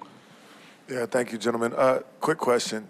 Do we have any concrete statistics as to, how frequently these types of interactions are occurring on the system and what the, projected material cost of dealing with them is to TriMet or the local law enforcement? And then I guess the second piece of that question is, do we have any idea of, you mentioned that a system would need to be created because ODOT currently doesn't have the capacity just to grant us access. Do we have any estimates as to what that might cost us to stand up and maintain? And how that compares to what the cost that we're currently facing from not being able to exercise this capacity?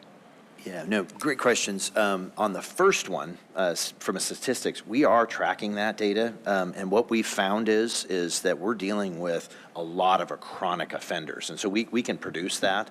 And part of these folks are actually caught up in our vulnerable populations group work, because we have a vulnerable populations coordinator here at TriMet. Her name's Marissa Clark, and works with our teams very closely with the SRT and others.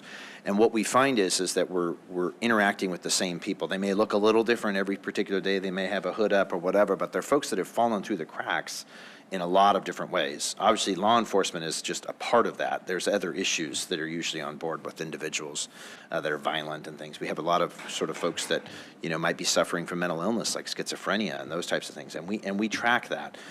So that, in terms of the overall cost to the system, it's hard to weigh that out, but it's significant. And I don't know if you've noticed, but others are starting to do the same thing in the areas, try to cost out how much it costs to have somebody who's living in like a schizophrenic state who they don't take meds very often.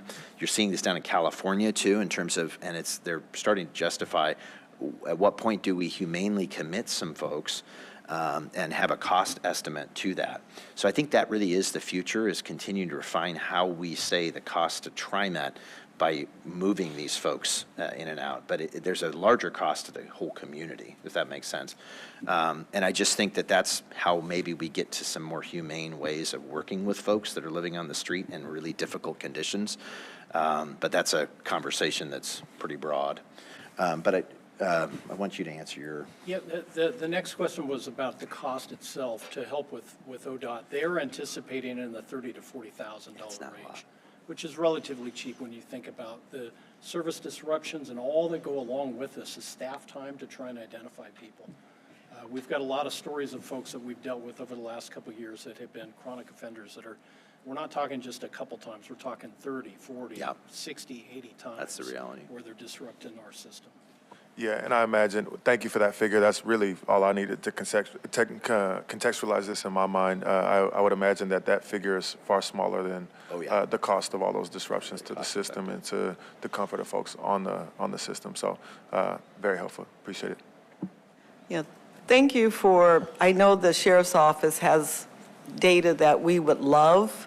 A system that is just, especially with leads and the identification. So I'll keep up good work on trying to at least partner with them or ODOT in getting the ability to identify. Identification has just tons of legal implications. Profiling, I mean, the list is endless. So don't give up the fight. They're entertaining our discussions, which is really good. That's and good. When I called down to Leads the first time I got here, the first thing the guy said is, I've been waiting for you guys to call. So that's... Yeah, LEDs is, I still have my LEDs certification, but I can't help you, yeah. Well, I just have one more slide. Okay. And I'll just get through that, and then if there's any time for We have questions. questions, okay. From beyond that. But the last slide, I just want to give you a blue light phone installation update. And this has really been very, it's definitely a team effort, but this has really been doing a lot of really good things for our system. Particularly from the perception of safety. We were very concerned that these would be damaged more often. They really haven't been, which is just really incredible given how many. So, and we've had a lot of increasing call volume coming in to the blue light phones as well. And so, anyway, I just wanted to give you an update because you as board members are going to start to see them in your areas. We're actually they'll be all the way out to Gresham Central by June. And so that will make a big effect. We already get a lot of feedback, just the ones on the Banfield. We're not going all the way out to Cleveland just because we're doing this from a kind of a heat map prioritization schedule. And that's the first area, that 102nd to Gresham Central beyond the Banfield. And then we're going to be doing staggered sort of upgrades based on priority and the amount of call volume and things like that we've had at those those areas at all the locations that we own, which is the vast majority of stations, over this next year. So you're going to see a lot of these out there and probably get a lot of feedback in your communities, and we're really excited about this. It's a very visible response to that things are different on TriMet. And so I do want to give a shout out to the team that I get to work with. I get to work with some incredible team members. The project manager on this one is Shauna Huffman, 30-year veteran at this agency. She's in the back. She will hide from all, but maybe a wave, Shauna, maybe a wave. Anyway, but Shauna's in there in that photo. Pat is as well as our manager of our Security Operations Center, Chad, and they're there with the CAT committee out reviewing these. And of course, they've been very favorable and in terms of the location of the button and those types of things, really helping us refine this process. And so that's where we'll end it today, but leave open for any questions. Okay. I just have one. When you were on the spot at our last board meeting, you were not present. You were doing son's graduation. But there was some information questions from the board on access, access to platforms. At the upcoming board meeting, when you do your security, could you include, there were others that backed you up and gave us information, but if you'd give us just a brief update on how that's going on 82nd and a few of the others, I think that would make Director Absolutely. Kellogg happy, and Director Frisbee too. Which is what we all want to do. Yeah, right.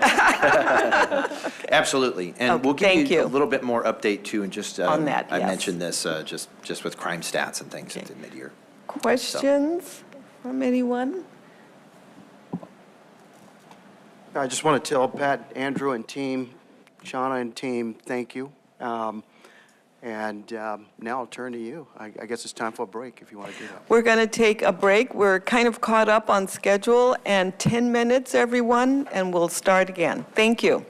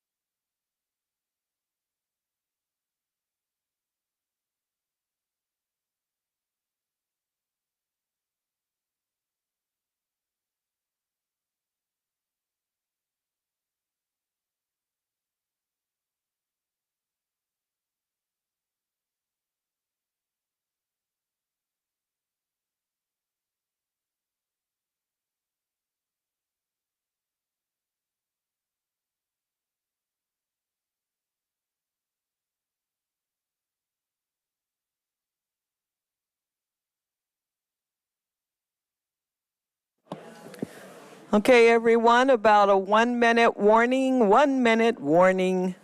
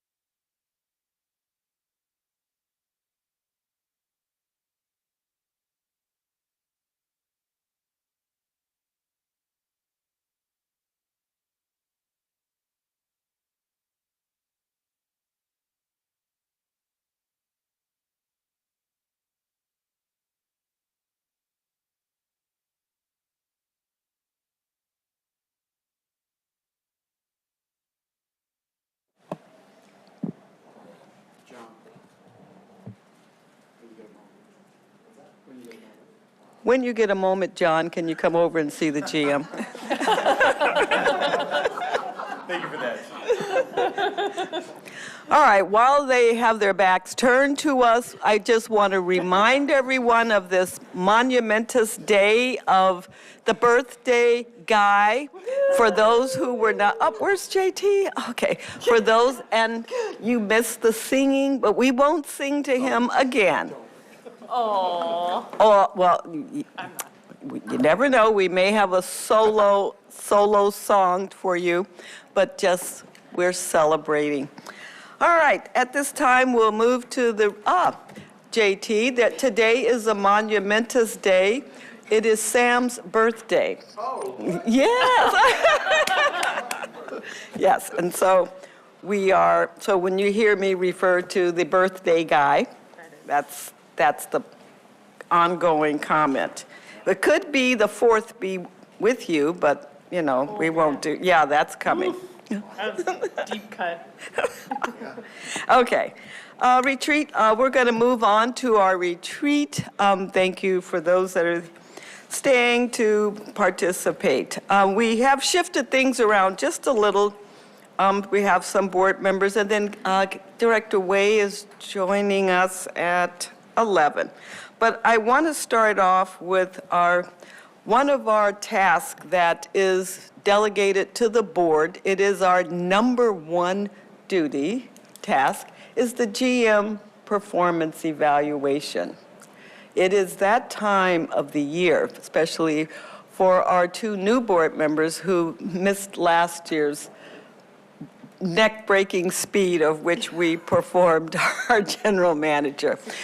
Yes, we had our prior board president had stepped away, and then the new president stepped in and went, oh my, first duty. And so it was a sprint to the end, but it was done. In talking with Executives Kim and our general counsel, there has been a change at the state level of how we conduct our meetings, and there has been a change and an update to how we need to perform the GMs. Not the information itself, but how we perform gathering that information. I won't go through the details of what we did, but we have to shift to a new process. So in your packet, I did create a process which any future presidents, wherever we have a process, and I've mapped it out. This year, the changes are, I'm going to create two teams. Team one, because there's two parts to the GM's evaluation. This past year, 24-25, his deliverables, where he is today, and then creating the performance evaluation, and then the merit adjustment. And then team two is going forward, because last year when I checked with board members, we gave evaluations from what has passed, But then we also had suggestions going forward. So there are 2 deliverables, ones that are finishing up to be evaluated, and then setting those coming up. And those also come from Sam. And so in your packet, I included the performance evaluation for the prior year, so you can have an idea of how that format laid out. And that will be part of Team 1's task, is to bring all of the information. In the schedule, Alan Lato will also bring his performance evaluation and deliverables are tied to the business plan. So he will be bringing where we are in June, and that's on the schedule. That'll be part of our board meeting. And then the part that changed from the state is how do the 2 teams come together to discuss and finish out 24-25. We will have an executive meeting, and that's on our little schedule in September. The first week of September, we will gather strictly for an executive meeting for the 2 teams, and we'll be ready for September to present the evaluation, merit, and then the upcoming deliverables. I think I got that. Shelley, did that work? Yeah, okay. Oh, they got it up on the screen. Yes, please, if I forgot something. What we talked about was Alan actually comes and presents in July. Oh. He does the scorecard for the board on how did the GM do, how did our business plan Yes. measure up to what we'd set. Thank you, Adriana. Go to ahead what and we have a set. seat, for this part, yeah. Hang out. Yeah, hang out for this part, yes. Thank you. Good morning. Just very quickly, so that was the one thing, is it's actually July. I think you mentioned June.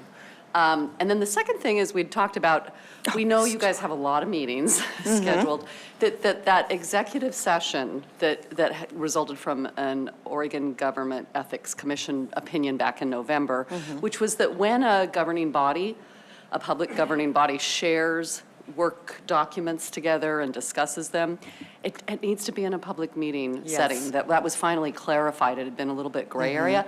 So what we're trying to do is allow you the opportunity to do that in a setting that is also where you can be candid with each other and talk amongst yourselves. And so an executive session is one of the exceptions to the public meetings law. You can do it.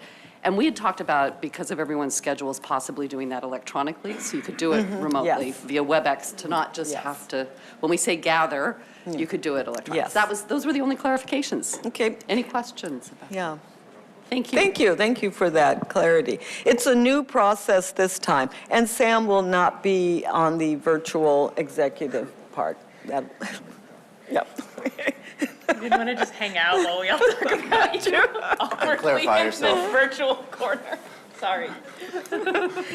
Okay, so take time between now. The first team really does not get started until June, but I am looking for, as you can see, April retreat, determining Team 1 and Team 2. Let me know, now, which team you are interested in.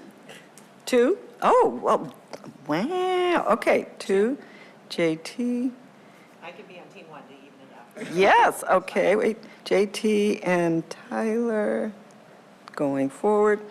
Aaron. Team 1? Who's missing? Okay, Kathy, it's her last year. Okay. Oh, hi. Welcome, Kathy. Welcome, Director Way. Just to let you know, also, I pause. I'm going to do a side note here. Today is General Manager's birthday. And so, okay, thank you. All right, yes, I'm just going to wear that out. Okay, and We're so. always going to schedule a board retreat for the 30th. I want you to know that. Yes. Welcome, Kathy.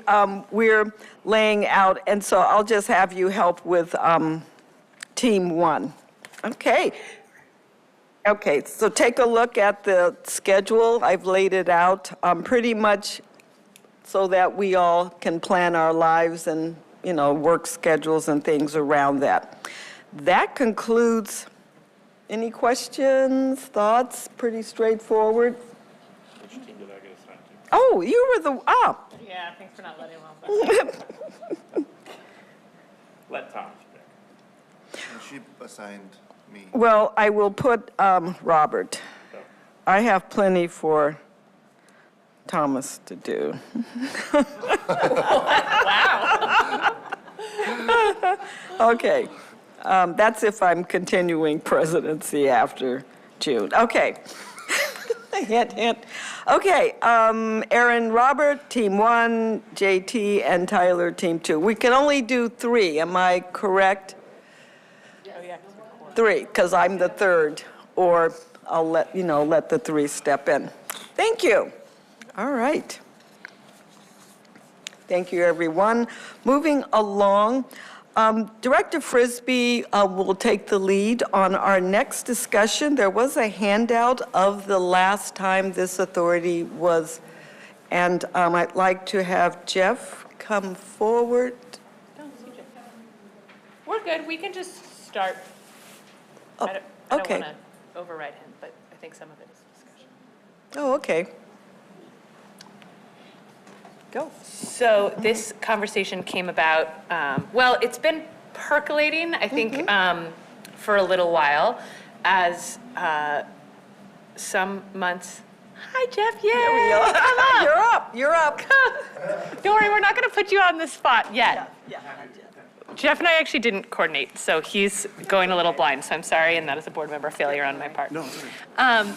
But this has been a little bit of an ongoing discussion. I think some months we're dealing with a whole bunch of contract review, and to the extent that I think there's a feeling that it impedes our ability to do education or dig into a whole project or program. Instead, we just sort of like learn about it through the contract review moment. Contract review is obviously a critically important part of our role. It is a statutory part of our role, and has been a really important responsibility and tool for the board in terms of making sure that the agency is well managed and continues its commitment to the public. So I don't want to dismiss that in any way. And with the update of the TCRB overall policy last time, and Jeff very appropriately commented that is actually separate from the delegation authority, but they feel somewhat linked, I think, in our heads of like, what are we reviewing and how in this process and when do things come to us? So what you see, or what is in your handout, is from 2022 when the board last reviewed this, and we increased the amount to $1 million. We said up to $1 million, a contract can be signed off by the general manager. Over and above that amount, it should come to the board. I think, as we heard, since 2019, we've seen a 53% increase in inflationary costs, in project costs. Our contracts are consistently, frankly, larger due to a lot of multiple pressures and inputs. And I also think from a board perspective, we're dealing with more policy questions, we're dealing with more programmatic and more project questions. And so one of the things I've heard from folks is an interest in really having time to dig into that. I think you'll also see one of the things that I thought about in this process, and Jeff and I haven't had a chance to chat, but is helpful in the 2022 memo, is a sort of comparison to partner agencies and similar transit agencies around the country.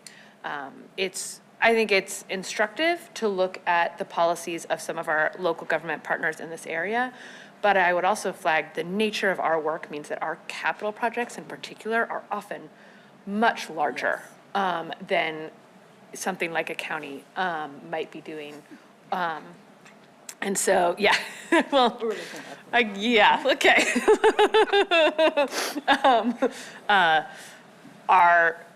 I'm not sure that a local government comparison is actually our best comparison. I think some of those other transit agencies are our most similar comparisons. So I wanted to open it up. Jeff, I don't know if you have any follow-up, but I just wanted to have a little bit of a board discussion. Yeah. Director Frisbee, I have a couple of slides that I'll share, Great. which is just a little bit of background information. I think it's 4 or 5. Felicia, do you have those? Next slide. This is just a little bit of background. This is just sort of just the facts. So 1992, 2002, 2009, 2017, there was a couple minor changes to the delegation history in that time, but for the most part, you were reaffirming what you had done before. So this is what the delegation history has been for contract approval. No great rhyme or reason, nothing I could make of it other than you are now at the 1 million for bids and RFPs and 500,000 for personal service contracts. You also now allow 10% for change orders. You can see what the history of that has been. We have moved from 250,000 as the delegation in 1992 to 1 million in that particular way. One of the things that I'll point out that's just sort of an interesting thing that you may not realize is that the 1992 delegation was the first insertion of the phrase, all ordinary necessary bills could be approved by the general manager directly without coming to the board. So there are a number of contracts that we authorize over $1 million that we fit into a pretty narrow category as ordinary and necessary bills. So there's a handful of contracts over $1 million. Things like annual software renewals can fit into that category. We don't bring those to you. Not much interest probably. So there's a handful of things over $1 million that still do not come to you. Was there a rationale for why the personal services has always been lower? Well, I can only speculate. I don't think I have anything from the, I don't think I have anything from the record. I speculate that the board had a desire to control it more. I mean, I think that that's, when you talk about your delegation, that's really what you're trying to figure out. How much do you want to control versus how much do you want to delegate to the general manager for control? And I think when we look at personal service contracts, which is really a little bit like us hiring somebody as a contractor, once it gets over a certain threshold, I think the board tends to take interest, and I'm not surprised about that. You'll see later, not so much a recommendation, but a sensible option for us to just align those. Most organizations don't separate them out. Next slide, please, Felicia. This is, sorry the numbers are just a little bit small, but hopefully you can still see them. This is a view of our annual contracting in terms of number of actions and how much they're valued at. Obviously, modifications is a huge part of that. We are constantly modifying contracts. Some of those modifications you see in the hundreds there in both years. Those change scope, they change period, they change all kinds of things, not just dollars. What you're really seeing in the $1 million to over $10 million category, those are the things that are mostly coming to you. I think that I added up the 1 million to 10 million for 24, and it was 60 something. Which kind of accords, if you have 12 meetings a year, 11 meetings a year, you're probably seeing about 5 or 6 contracts a meeting, which I think matches our experience. So those are the, and I break them out by method in part because I'll make some comments later that really relate to risk and perhaps the board's relative interest. Like, for example, there's not a lot for you to look at in a bid. We put out a bid, it had specifications, we qualified proposers, they gave us the lowest price, we picked the lowest price. There's not really much substance there for you to look at. So you might want to think about bids different than RFPs, different than non-competitives, different, there's a possibility for you there. The pattern in the current year is the same. There's a little, interestingly, when we did this, I think of note, we're doing less high dollar contracting right now. We really are, in part because we don't have a large federal project really with Redline mostly complete that is doing that level of spending. So we just aren't seeing quite as many large contracts right now. Next slide, please. This is from the memo. This is the comparison to our peers. This as of 22. I can't say with any certainty that these things have changed or have not changed. But you can see how we compared. We align with the city of Portland. Metro and Multnomah County have unlimited delegations, really meaning that their board just doesn't review contracts, other than in your role as a review board. So Metro and Multnomah County still have that responsibility, but they don't review contracts for approval. One of the things I would editorialize just a little bit about here, because I think in light of Metro and Multnomah County not reviewing contracts, is that this is an editorial comment, so take it for what it's worth. you might think of your authorization of contracts as an authorization for the organization to spend money, right? We're approving you to spend money. But the truth is, you've already made that authorization in the budget, right? The budget and the budget document and the authorizations you make there, that is the organization's authorization to spend money, to advance projects, to advance programs, to put service on the street. When you authorize contracts, I would encourage you to see that not as an authorization to spend money. You've already done that in the budget. This is an opportunity for you to say, is the organization, is the agency contracting in a way that I think is in the agency's best interest? Are we using the appropriate methods? Am I satisfied with the results? Am I satisfied with the criteria? Those kinds of factors. I think what you're really authorizing when you think about contract approval. And I make that distinction because it looks weird in some ways that Multnomah and Metro would not have a role in authorizing contracts, but they, like you, locate their decision-making authority about spending money in the budget, not in the approval of contracts. Next slide, please. I don't have a ridership briefing, so that was my last slide. No, I could not wing it. There's nothing here that looks like a recommendation. Obviously, you have all kinds of options in front of you. You can change those thresholds. You could raise those thresholds. You could lower them. You could align them to anybody else. It really is up to the board's discretion. I think if you like, I would guess in part you like seeing contracts because it gives you a sense of what's going on in the agency. You know what the projects are moving. I think that there's value in that for you. So I don't know that I have a recommendation, but this was just to share some of the facts. Just a comment on the fact that we've passed the budget. We can also change the budget anytime in the year if we see a contract. So it's still, sorry. So it still is tied to, are we approving it because we can make the change. So just because the budget has been approved doesn't mean it can't be changed by the board. But it's good to put a name to those dollars, because at the time of the budget, we are not seeing who, what, where, their breakdown of who they're hiring, all the modifications. And so it does give us a second view of where the dollars are going. But just an added note. You're in charge, so go ahead. I'm in charge. Yeah. Well, I'm going to call on Director Flowers first then. Well, thank you both. And you know, I know, Jeff, you phrased that very smartly. There is no recommendation explicitly couched in your presentation, but the title is Delegated Authority Increase. I think, and I don't think that that's misguided in any way, shape, or form. You know, I'm not as interested in the comparisons, to your point, Director Frisbee, with Metro, with Multnomah County, not even with City of Portland. Really, I think our peer agencies are our best comparison point here. And I think that functionally what we're trying to discuss here is how fast are we comfortable with TriMet moving? You know, I'm a firm believer, just on a personal level, that fast government is good government so long as it's thoughtful. And I think that, you know, we as a board play a significant role in making sure that our leadership is responsive to the needs of the communities that we serve, to all the constituencies that are represented in all of our different districts. And so long as we're able to maintain that thread, I think that it's really important for us to seriously consider empowering not just, you know, Sam as the GM, but the agency writ large to do the work and do it more efficiently. Because, I mean, on a functional level, what these incredibly low amounts do for us is they slow us down. And I would imagine that they add cost to virtually every single thing that we do. I don't know if we have exact numbers on that, but having to wait, you know, till the end of the month to bring something to a board rather than just being able to approve a contract and get it out the door, especially when we know more than likely with the bulk of these contracts that aren't super contentious or controversial, like the board's gonna give a thumbs up.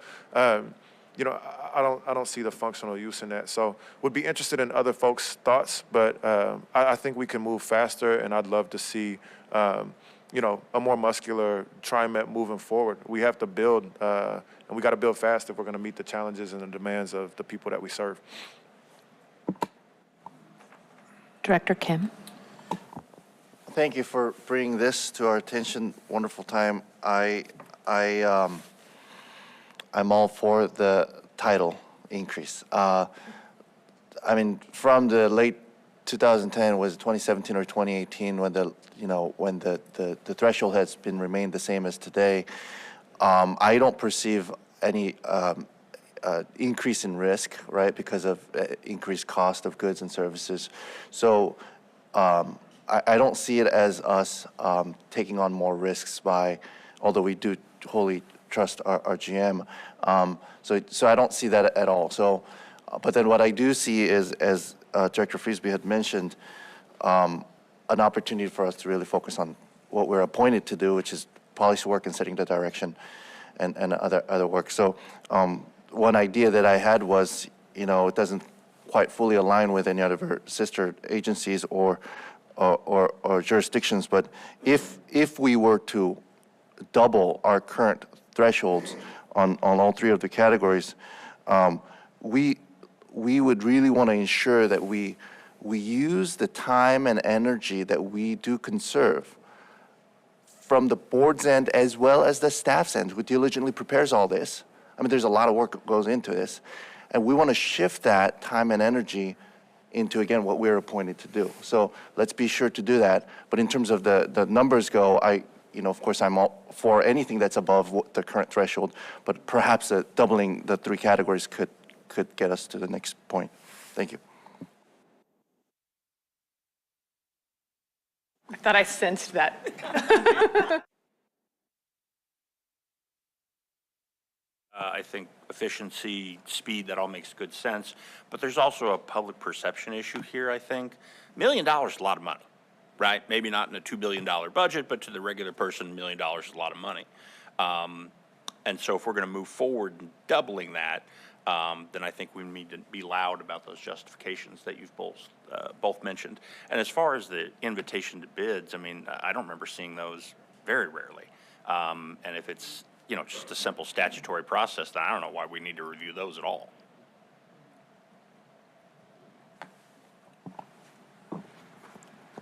I want to say, I think, I agree with everything that has been raised, which I think, and I think that's always been the worry to some extent. And you look at some of the times when things have changed, and I think they were in response to certain political contexts or moments. And I think we need to be really clear, to Director Kim's point, that we are making a decision as a board about where our focus should be, and that it's not removing a focus or a lack of prioritization for the health of the agency as a whole. It would be saying we want to be brought in at this point rather than here at this contract point. And we have faith and trust in our staff and our procurement team. I really appreciate your point that actually the contract review is essentially about, is the procurement process being followed appropriately? Are there other issues in that we need to track? And I think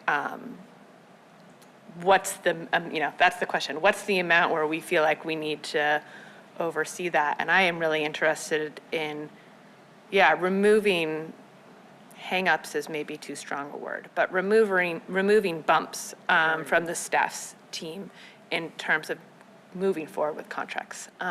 So, Jeff, I would love at some point your thoughts too. I'm sure we all get the occasional email from folks who are in our districts or engaged about specific contracts.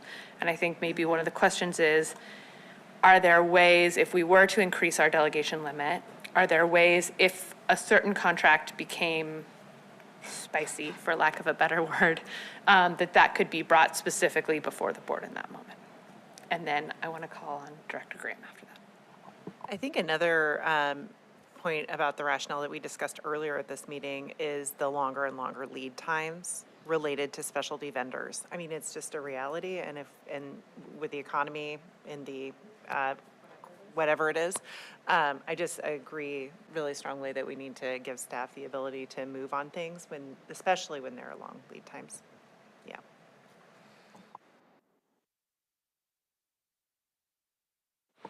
Yeah, and I wonder if, because if I'm understanding correctly, we're not supposed to make a decision today, correct? So we're just discussing this. I wonder if for that next discussion point or decision point, it might be possible for us to just gather some data around what this costs or doesn't cost us in the present tense. I would imagine that there would be a price tag associated with the way that we proceed.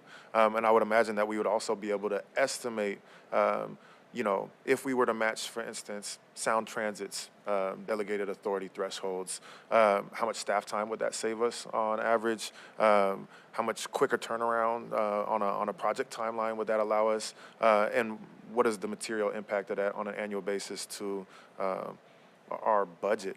I think all of those decision points would be useful if they're attainable. It's not something that I would want staff to spin out about, but if those are easy for us to gauge in some way, shape, or form, I think they could be helpful to informing the discussion. But I hear your point relative to the importance of the public having an understanding of how capital is being deployed, and us also being able to take a concrete stance on where our values lie. I think in this instance, we're just grappling with how capable do we want the agency to be on the staff side versus the board to be on the oversight side. And I think there's a balance to be struck. Go ahead, and then. Go ahead. I'm excited about, imagine a board meeting where we have 1 hour every board meeting to discuss topics and projects, right? Currently, our framework is really tied to a contract or contracts. We value these retreats because we get to have these conversations more fully and without, watching our clock too much. So just imagine that as a value add to the public we do serve. And perhaps even comparing, the 2016 level board agenda items, how many contracts that came before the threshold increase then, because right when the increase took place, the most recent increase to the current level, because that could potentially be the baseline of, the board members 10 years ago saw on average, let's say half of the number of contracts that we're seeing right now, and that they were able to, perhaps spend the rest of the time on other aspects of the agency. Thank you. Jeff, I'm wondering if we could work with you to maybe prep 3 options that you could bring to the board, and to the extent, I agree with Director Flowers, and I know that it's often very easy for a board to be like, oh, this data is readily available. And it's like, yeah, sure, after 30 hours of staff time, thanks so much. But could if you said, here are 3 options, here's the pros and cons of each, or sort of the general approach, and here's some readily obtainable, truly readily obtainable data to put around that, could that be a topic for board conversation at our next board meeting? How we would do that is give the directive to the general manager, and then he would then ask Jeff to bring that. Also, in the last resolution does answer some of Director Kellogg's in light of new capital, so some of the items. I would like to add to that, along with Jeff, is to ask if you would ask General Counsel to draft a possible new resolution for us to see before we bring it. So put all of our comments and then have that at the next, but we have to give it to General Manager to lay out to his team so that they all can weigh in. Yeah, okay. No, thank you. Okay. Taking notes over here as you guys were talking. Can we put that, it sounds like there's board interest in that directive, Sam, if you're able. Okay. Oh. Any others? A technical question. So if the limit is raised, how does incrementalism work? Say it starts out as a $900,000 contract and there are 9% change orders. Is there some mechanism that gets to the board once it exceeds the threshold? Yeah, thank you. That's a good question. My understanding is that we bring contracts to you anytime that a modification causes that contract to be over $1 million unless it's within the 10% change limit, or change order limit. So if a contract goes from being $1 million to $1.5 million, you see it again. If it goes to $2 million, you see it again. If it goes to $2.5 million, you see it again. That's correct. Okay. So I'm just thinking broadly about this on the linear sense that we're making policy here that, people in these seats 20 years from now may wonder, how does that all fit? So, thank you. Yeah, I just answer, Robert, I don't think that language was in, I could have missed it, was in the resolution, the old one. So I like the breakdown on the slide that you had, bids and all of that. That would be information that's helpful going forward than TriMet and all the comparisons, but what areas, as opposed to lumping them together, just so that we could review, going forward. Does that make sense? Yeah. I think Jeff had said that most other agencies don't break them down. We're one of the special snowflakes. They tend not to break out personal services. Okay, but they do break them apart. They often break apart construction, which we don't do. Right. And that's a thing we can think about. Mm-hmm. Show us everything, and then that way the board can put together what? Sorry, that caused a staff stress reaction in me. Oh, no, so that this is just in the draft, or when you already have it on the slide. He's already done it. Yeah, So no, I know that way, everyone can put together or not, or, just some flexibility. Okay.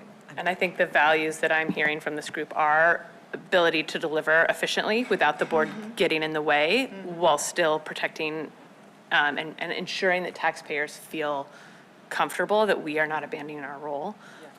And from a trade-off perspective, giving the board more time to dig into projects and work as a whole rather than viewing it through the contract lens. And that obviously cannot be in a resolution, but would be a understanding amongst all of us. But you do want 3 options. I would say between 2 to 5, I think we need options. I don't want to dictate the number. I would trust the expertise of your team. Can we, I guess the other thing is I really don't know that, I feel that personal contracts need to be treated differently for personal services. So I would hope that one of the options includes getting rid of that differentiation.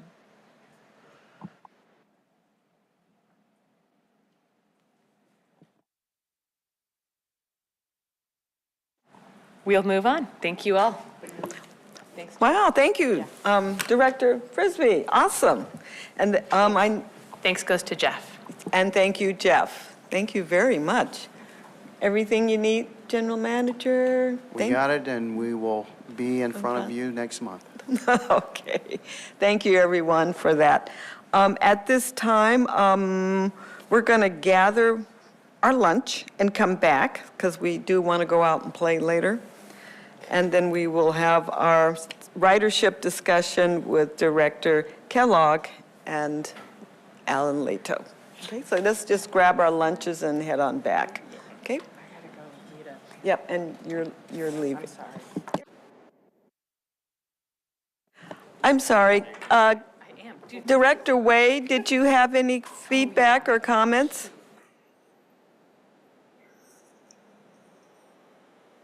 Yes. Yes.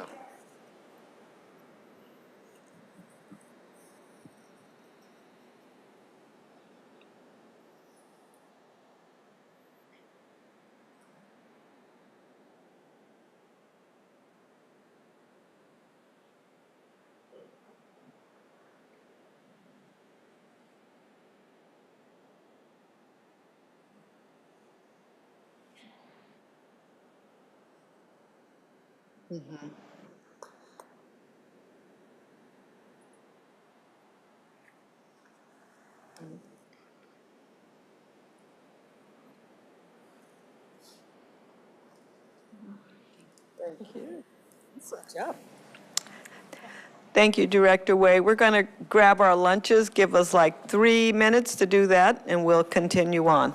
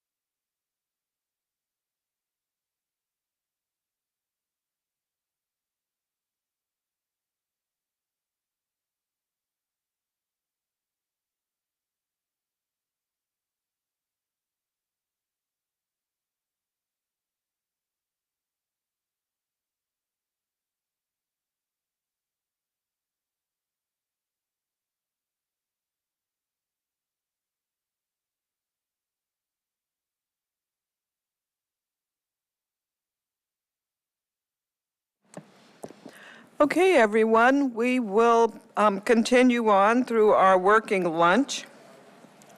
Give everyone a chance to do the last few chews, but yeah, enjoy the lunch. The lunch was awesome. Thank you. Adriana, wonderful. Great selection. We are all still eating. Thank you. Great selection for lunch today. At this time, where's Al? Up, there you are. I'm going to lean over to Director Kellogg for the next section. Okay, take it away. Thank you, President Lewis. So for the last 6 months or so, a number of times in our board meetings, it's come up, this is one of our busiest lines. And I've recently been pretty intensely focused on line 96, which runs through my district, and monitoring ridership numbers, understanding what they were before COVID and after. And so I came up to Sam after the last board meeting and said, I'd really like to know the 5 busiest routes in my district and the 5 least busiest routes. And if you can give me data from before COVID and after COVID, then, that'll stir some thinking on my part about, what do we need to do to improve those lower ones, and what are we doing right on the ones that have higher volume, right? Is it just a question of density? Is it demographics? How's this work? So these lists were put together. Thank you very much for doing that. And this is really sort of an open forum for people to look at their own lists, maybe ask some questions about trends, that sort of thing. So I'll open it up to the floor for anybody who's got questions about their data. Oh, Alan, sorry. I have a brief presentation just to get you all up to speed with what you're looking at and give you an overall sense, but I'll try not to take too long with this. If you can go to the next slide. So overall system, 87, I think it is, bus lines now covering the whole system, covering the whole region. Lots of different communities, lots of different needs. Some of them are there running very frequently, trying to get as much ridership as we can. Some of them are there knowing that we're not going to see huge amounts of ridership, but we need to cover that area to give people who don't have other choices some mobility. Next slide. The higher performing ones and the ones that run the most frequent are our frequent service network. Those also happen to be most of the highest ridership lines in the system. That's not an accident. We obviously invest more in those areas that return the highest ridership, and the more frequent a bus is, the more attractive it is to people. So it's a synergistic two-way structure. And so one of the things we'd like to do is get as many lines as possible up to frequent service, and to do more of what we've been able to do on the east side, northeast, southeast, and east Portland, where you can see the map looks more like a grid instead of sort of a network that all leads to either downtown or a transit center, because that grid allows people to go anywhere to anywhere with less time transferring between frequent service lines. Next slide. This is, and you have an 11 by 17 version of this in your portal, and I'm sure we can make paper copies if you want. This is a map of not the ridership, but the productivity. Because one of the things I'm going to point you to is ridership varies by demand. It also varies by things like the length of the line, which is kind of meaningless in terms of understanding the actual demand for that service. So if we take it apart and say how many people get on per hour, that helps us better understand what is the market in that area and how sort of productive is that line. So this map, I won't talk you through the details, but this map, the dark green, the lighter green are those that are the most productive. This is for fall of 2024. Actually, it says fall of this is for fall of 2024. So it's close to the printouts that you have, but the printouts that you have are winter 24-25, so it's one sign up later. The yellows are sort of in that mid-range from 14 to 20 rides per vehicle hour. And then the red and the dark red are the lower. And the way we think about this is, anything that's 20 and above is doing really well, at least in a post-COVID post-pandemic world for transit demand. Anything that's in the yellow is doing fine. It used to be that 14, 15 was the level where we'd start thinking, we need to start thinking about maybe adjusting that line. But that was when the demand was kind of going through the roof in, say, 2012, when our highest ridership ever. Before Uber, before Lyft, before telework, before all those things. So now we tend to look most closely at those that are around 8 and lower. And so that's the darker line. Some of those are there because it's coverage, and we kind of need to cover that neighborhood, and there's not a whole lot we can do. We'll keep our eye on it, but we may not be proposing changes anytime soon. They also are not getting super frequent service, so they are less expensive, so it's less of an investment.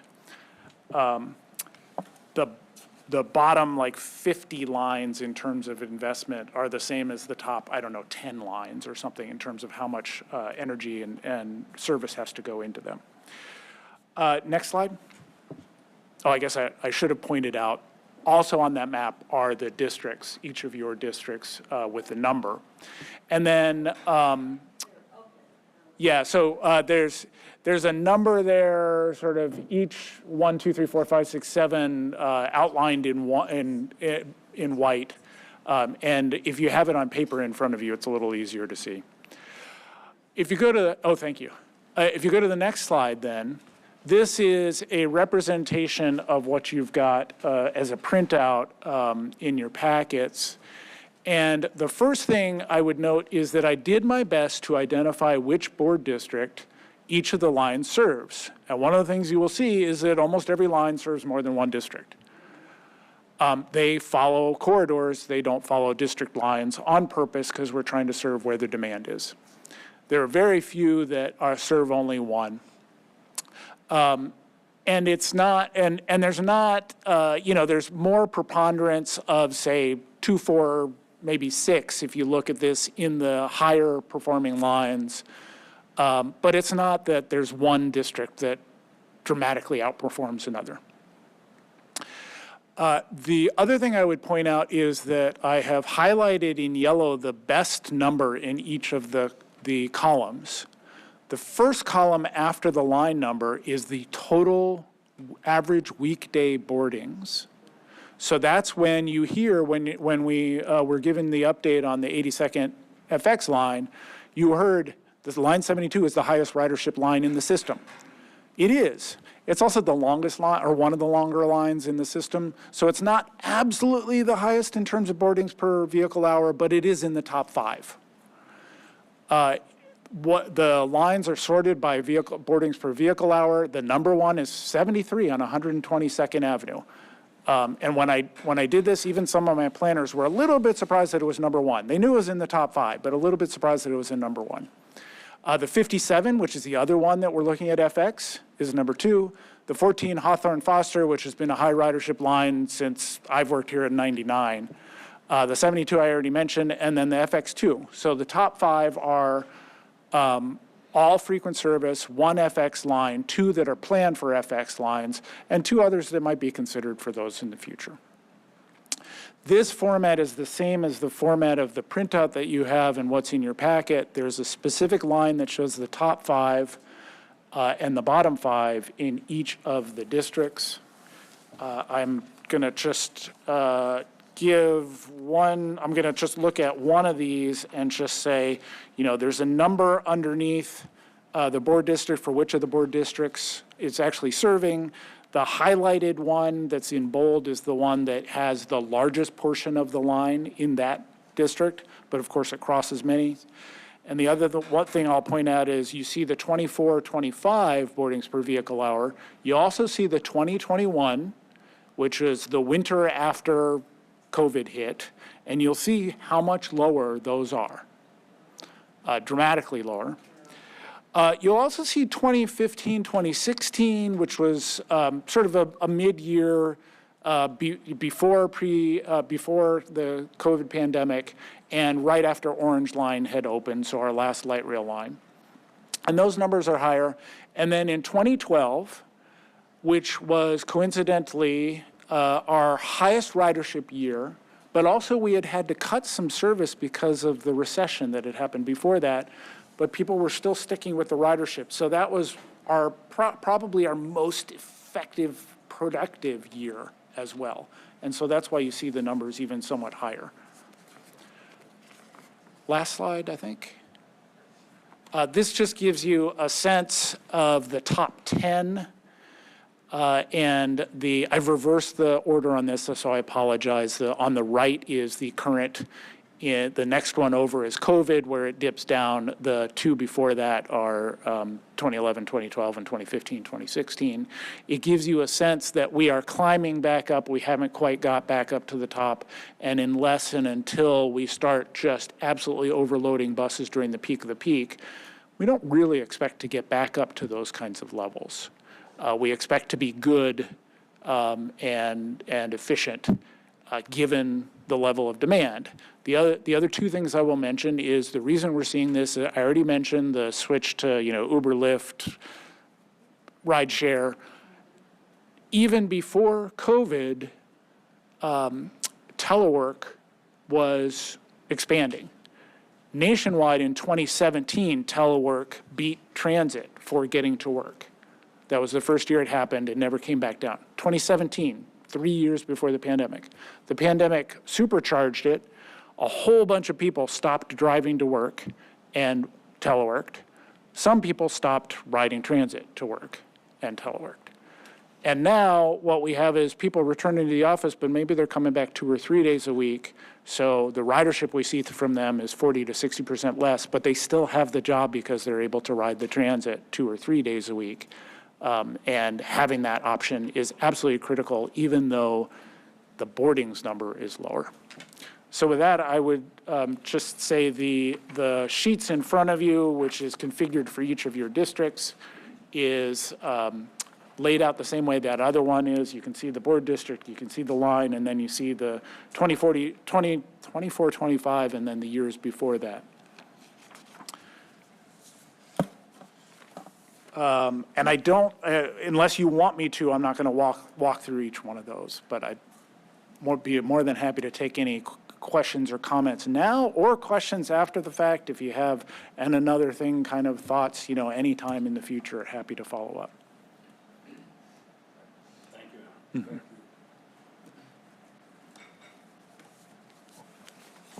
I have a question. Is there any correlation for like those lines that haven't really come back and perceptions of safety? Or is it really? The best we could do is do some kind of anecdotal guess. Okay. I probably something like that, but it's not the safety of the line, it's the safety of the neighborhood that it serves.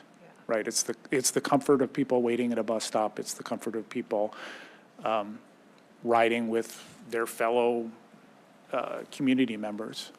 Yeah, okay. I was just wondering because the other reasons that you mentioned totally make sense about return to work and everything. What we see much more strongly in the data is those that were serving park and rides, folks really haven't come back to park and rides in the same way.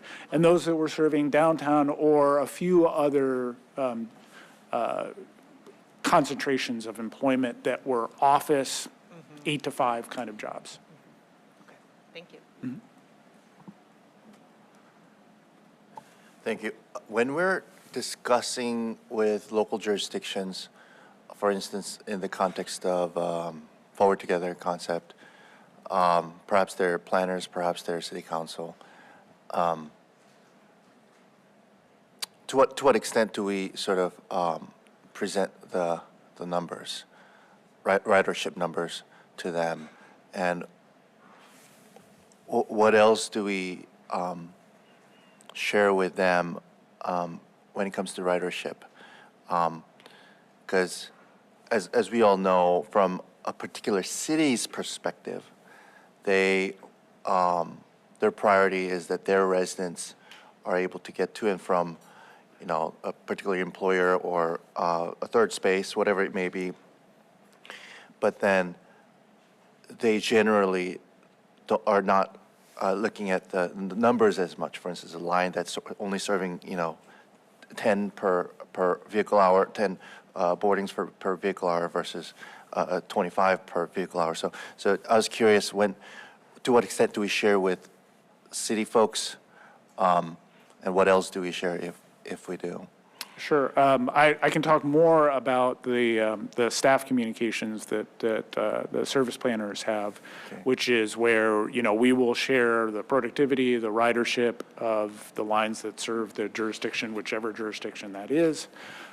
We also have available online information about ridership, even down to the stop level, because when we work with jurisdictions, they will often check with us, hey, there's a new development going up here, there's a bus stop in front of it, do we need to ask them to do anything to improve the bus stop or whatever? And one of the key factors is how many people are getting on or off at that location. I see. So we have that kind of level of detail. And then we will always, when we can, have a conversation about what kinds of things would improve ridership and improve access and demand, everything from, safe crosswalks to what kinds of zoning or development they might want to consider, and how they can support effective transit-oriented policies and development. Yeah, thank you. And when it comes to service coverage that are important to each jurisdiction, is there a metric that's more important or as important as boardings per rides to our local jurisdictions? For instance, a factor that is purely sentimental or other significant value that's not purely numbers, as we can on an Excel spreadsheet just to, order? I think I would. What jumps to mind right away is there a particular civic location? Is there a park? Is there a community event, community building or something that it feels like an important place to serve, even if it doesn't generate huge numbers? I see. Yeah.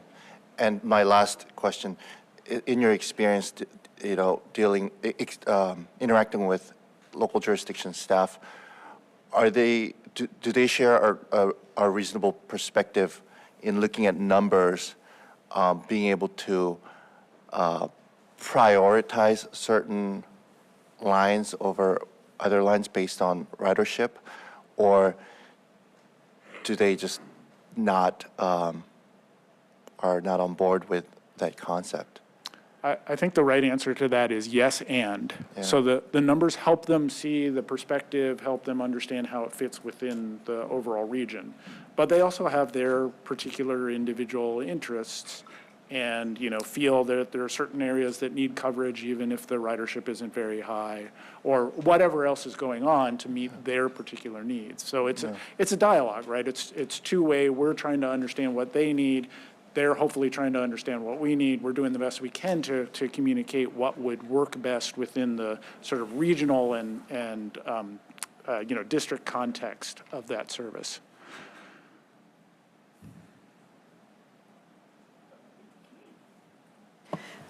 My comments are just an observation. Our best of our best days was 2000 and then 2011, I think 2011. And so fast forward to this year, 2026, that's about 15 years have passed. And so the folks that were in our heyday are now 15 years older. And we're still chasing that crowd. I mean, not to be negative, but that's the group we're still looking at, but their needs have changed. So what are we doing, or what can we do? It's not directed to you, but should our eyesights be on all those born in between? Because they're like 14 or 15 years old now. That's a whole new group that was born in between, and we're still looking at numbers of our heyday. I don't know if we are or not, but it was just an observation that 15 years ago, I probably was in an office and something. Today, I'm not. And so that reality will never come back. life has changed. You know, social media has moved us in a totally different projection as long as with COVID. So just an observation that I don't know how many babies were born in between that time, but they're about 14 and 15, and are they riding TriMet? And I think we have had some presentations, I think from JC on, you know, the new demographics or the new riders. And so when we have our board goals and looking at ridership, one of the areas that came up was the ones who are dependent on our ridership, which would be the 14 and 15-year-olds. They're not driving, and less of them are being able to afford vehicles to drive. So it's just an observation. Yeah, maybe to reinforce that, you know, we're looking at old numbers because we're trying to understand how things change and how demand changes. But that part of the reason to do that is to spur us to make sure we're paying attention to all the various different possible markets, including, you know, school-age kids who are middle school, high school, they're ready to ride. How do we reach them? How do we make sure that they're thinking about it for the next time? And then, you know, you may not, somebody may not be commuting anymore because they've retired, but we can still get them to different places. Yes. And how do we make sure that we are connecting as many of those different places in ways that make sense with relatively frequent service is still relevant. In essence, that, excuse me, that ball that's following your chart has shifted and changed, I mean, drastically. And that's something good to for us to keep in mind. It's not the same demographics. It's shifted as well. Okay. I would like to also add that I was listening to the Portland superintendent last night. She was at Grant High School having a conversation, and they've lost 10% of attendance in the Portland Public School. So that 15-year-old that you're talking about could change. And then I'm thinking also from an affordability standpoint, people are moving outside of the region to be able to afford housing, to be able to do that on top of Alan's point on the travel patterns that have changed. Wonderful. Well, Alan, thank you, not only for the overall presentation, but the district-specific stuff. I think it's going to give us a lot of food for thought. So, thank you.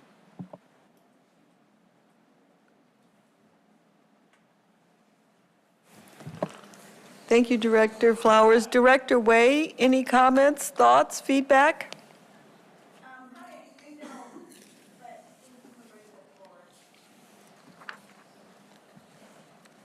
Okay. Thank you, Alan, for that presentation. Lots of information. I'm going to shift which lines I write on now, but this was really very helpful. Well, and we should all know our highest.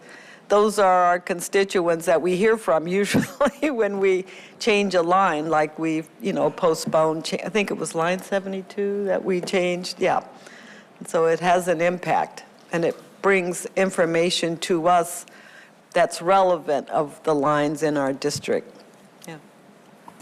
And I just want to quickly say, I didn't get a chance to tell the board, but I know we put in our last week communication, all of the executive team went out and rode line 72 from beginning to end. And it was quite an interesting ride for us. And then we spent time afterwards really talking about what we visualize and how can we enhance the FX that's going to be coming to line 72. So more information will be coming out to you guys here as we move forward.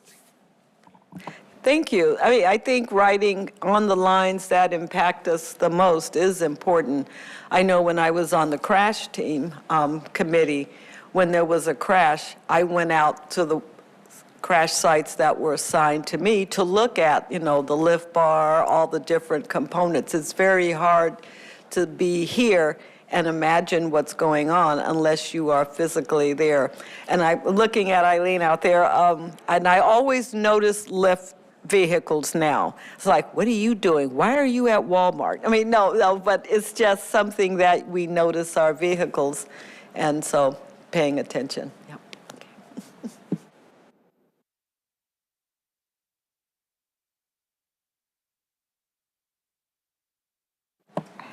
Wow, we're getting closer to playtime. The birthday guys, birthday bash. That's what, oh no, I'm just kidding. All right, I know, sorry, Sam. It's your day. We appreciate you, very much so. I'm very low-key with this day, not today. Not today, not today. Yeah, we're celebrating with you in ways that you can't imagine. All right, we're going to move to our board goals. I'm going to turn to Director Kim, who's going to lead us, and then just check in lastly with Sam for, oh, and we had some announcements. Okay, Director Kim. Yeah. From our, I think it was about a year ago this time when a number of board members came back from the APTA board member conference and had some fun report outs. By the way, who's all planning on attending this year, APTA board conference? I have the cheat sheet. We all are, or? Yep, Aaron, myself, Robert's he's going to rail, yep. Okay. Well, and I understand from President Lewis's report out, there was a session on board goals. And when she had, jot down a few notes and then shared it, he said, that's your agency goals. That's not a board goal. And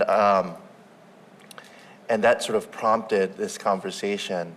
And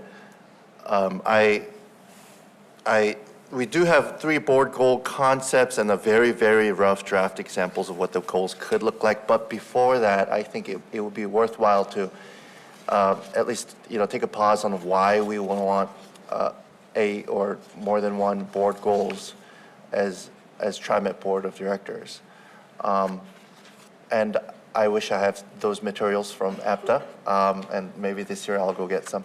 And it's because, it could seem like we're setting this new bars, new standards for ourselves, and we sort of would be doing that. And if we ever have to wonder about why the heck are we doing this on top of everything else we're already doing, or perhaps this is how we are articulating what we already do as board members. But I think as individual members or perhaps together, it would be good exercise for us to think about why we would want board goals. So if anyone would like to share why we would want board goals, starting with Dr. Lewis, why would we want board goals? Something short and sweet. For me, board goals should why they should align with the agency goals. And from the many boards that I have served on, goals of the board has been kind of the number 2 item along with the executive director or the GM's evaluation, is what do we see as primary? For me, I think I stated it at our last retreat, one was ridership as the bigger piece. I think in the notes that you shared with us and the feedback from everyone, ridership is huge. It can be those that are, dependent, all the issues, but it's become very critical. And if we look at the article from the Oregonian that just recently came out, ridership is everything, and it's on the face of all transit agencies nationally. I won't go into writing and the ridership that I experienced in Japan. I'll leave that to JT. But this is America, and we ride differently. Our needs of transit are different than other countries. And so hopefully our ridership is a focus of this board. And I think when Director Frisbee was looking at the change of our procurements and what the limits are to allow us more time to explore as a board, ridership, goals that pertain to ridership. My second, which is very dearest to my heart, is safety and security. One of the questions that I'll tackle with Executive Director Wilson later is the kiosks that were to go at Gresham and Beaverton on safety and security kiosks for members of the community. I haven't heard anyone. It's really not state of good repair, but it was a capital part. That is important to ridership, and so it's a standalone, but it's highly critical, and I think we've come a long way. But I think one of my goals as a board is being part of at the table and having a committee that is we'll talk about committees, and having a board representation there at the talking table. We did with reimagining, which did an enormous amount of reason why we're where we are today. And I've been in the communities, especially the Black communities, they've asked, whatever happened to reimagining? Is there a place to go? Other than for testimony, there isn't at this point unless they send me an email. I get quite a few emails from the public out of all the districts of safety and security. But those two, there was a third, can't remember what it is. No worries. Because we'll get to the Okay. example concepts. Yeah, but Thank you. those were my, will you ask me the question? Worthy reasons on why we would want. Those were my three. want That board. is my, Yeah, thank you, President Lewis. done preaching, okay. And we've all served, and we still do serve on different boards. And so, thinking about the importance of having a board goal, why, JT? Yeah, thank you. When I think about our function, the function of the agency is to maintain the operation of our systems and to serve the needs of the people who rely on those systems to get around day to day. Also, I think the function of the agency is to think about how those systems need to continue growing and expanding moving forward to continue to meet those needs in an efficient and effective way. I think our role as a board is really to make sure that both stages of that work unfold in alignment with the needs of community, and also in alignment with the needs of the metropolitan region that we call home, right? There's a reason why we represent these different parts of our city and our Tri-County area. There's also a reason that we're not all from the exact same profession. We do different things. We bring different levels of technical competency to the table. So in many senses, I think the purpose of having board goals is to make sure that TriMet's goals, which could very easily be hyper technically focused on transit, are informed by everything else that goes on in the Tri-County area in a meaningful way. Thank you. I'll share some board goal concepts we have and very rough drafts, and then we'll sort of have a free dialogue. I'll take notes on how we should revise or add or remove. And before we talk more about board goal setting, as I personally think why is almost always important, sort of like those personal statements for those, college applicants, right? I don't think it should be a KPI like we have at our day jobs so that we can earn the next paychecks, but rather because we're doing this as a volunteer, we're all volunteers, and so the calling is even higher than our day job oftentimes. So the board goals that we do set together and decide on together, hopefully is, many of them are intrinsic values, not just extrinsic. So I had a thought about that. It should align with agency goals. Instead of merely being board self-improvement goals, we've very briefly discussed this at our last retreat. We're not talking about this code of conduct And so we want our goals to ultimately align with the agency's strategic initiatives. And to the extent that we want to ever talk about, those board requirements, I think we all agree that, hey, we are all different. We're going to show up differently. Our districts, their needs are different. So to the extent that we want to talk about our individual board member expectations, we should keep that in mind. And last but not least, it should be fleshed out to meet the basic SMART goals: specific, measurable, achievable, relevant, and time-bound. So 3 board concepts that are trimmed down from our last board retreat after discussing and soliciting some opinions from our fellow board members I'll share those 3. 1, it's the topic of innovation, FX plans, making sure that it continues to move, is done well, and that we're resourcing it appropriately. Potential impact in every board member's district, ensuring that the plan is workable, working to help it be well received by our respective jurisdictions and resourcing it, and ultimately supporting increasing ridership. Second board goal concept was growth, regional growth in urban development, whether and how we continue to help push for dense centered focused growth in our service areas, being involved in UGB conversations so that expansion of the public transportation system can be integrated into those developments.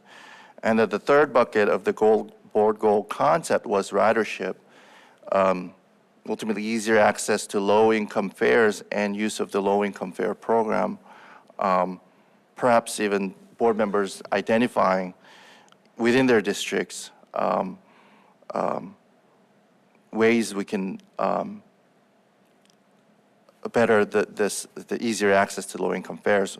I think an idea that Director Feasby had shared via email was an example of just an idea of providing low-income fare passes automatically to every household in affordable housing units.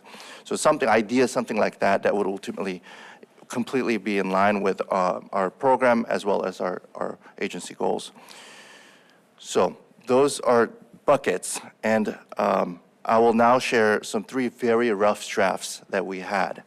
And this is very rough, so we can, nitpick about the time-bound element or any and all elements. 1, innovation FX plans. By December 2026, ensure continued progress and implementation of the FX plans by securing necessary resources, hosting quarterly updates with jurisdictional stakeholders, and confirming project milestones are met across all board member districts, with the goal of increasing ridership by at least 10% on FX corridors. Second, regional growth in urban development. By December 2026, ensure board and staff representation in 100% of urban growth boundary discussions at metro and city levels affecting TriMet service areas, and develop a joint framework with regional planners to integrate public transportation into all major plan development. Third, ridership, easier access to low-income fares. By December 2026, increase low-income fare program participation by 20% by identifying and implementing at least 1 access-enhancing initiative per district, such as the automatic enrollment for residents in affordable housing, reported to the board in semi-annual progress updates. So I talked for a long time. So now I look forward to your feedback, comments, and wordsmithing, or complete rejection and suggestion of something else. Go ahead. I think one of the roles of the board that I think about is, and goes a little bit, I think, to what JT was saying, I just have a different framework, is attending to the immediate needs, but also really keeping an eye to the future. Yeah. And I think that it's important that there is a constant strategic conversation about how this agency is participating in and driving change in the region in conjunction with partners and the other kinds of change that are being driven in the region. And I don't yet, it's not a well-formed enough thought to say, like, exactly what is the goal around that. I mean, part of it, we get there sort of in the financial conversations that we're talking about, because we're going to have to make a set of strategic decisions over the next several years that are sustainable, that put this agency on a path to sustainability. And those decisions need to be in service of a bigger vision Yeah. for what the agency can and should be in the future as this region changes and as these developments come online over the next 20 years. So I want to make sure that we continue to have those conversations because those are hard. And they're long-term and they're really complicated and they do include a lot of very, I think, thoughtful and deliberate relationship building over time with our constituencies, people who ride transit, people who don't ride transit but need to understand the value of it so they want to invest in it. So that wasn't an answer to your question about those three, but I was just thinking about like how, wanting to make sure we hold space for those longer term things. Yeah.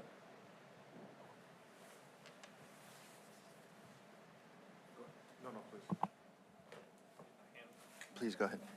So I didn't get a chance to answer your first question. I was sort of thinking through it in my head. And my thought is that it's a whole lot easier to be reactionary, right? To sit up here and have things presented to us and yay, nay, as opposed to being more proactive. And, I think some of the things we're talking about today with the contract increase, delegation and things going to give us more time because every time I've been with this group for a retreat or a strategy session, I always come away with new ideas and so impressed by all of the different perspectives and how together as a group we can really advance some long-term policy thoughts. So again, not an exact answer to your question, but that's my thought on the first one. On the second question, I think the three goals you outlined are a great start. Going to need more time to sort of think through them and read the language and make sure it's expressing what we want to do. Yeah. But I thank you very much for putting together what you did.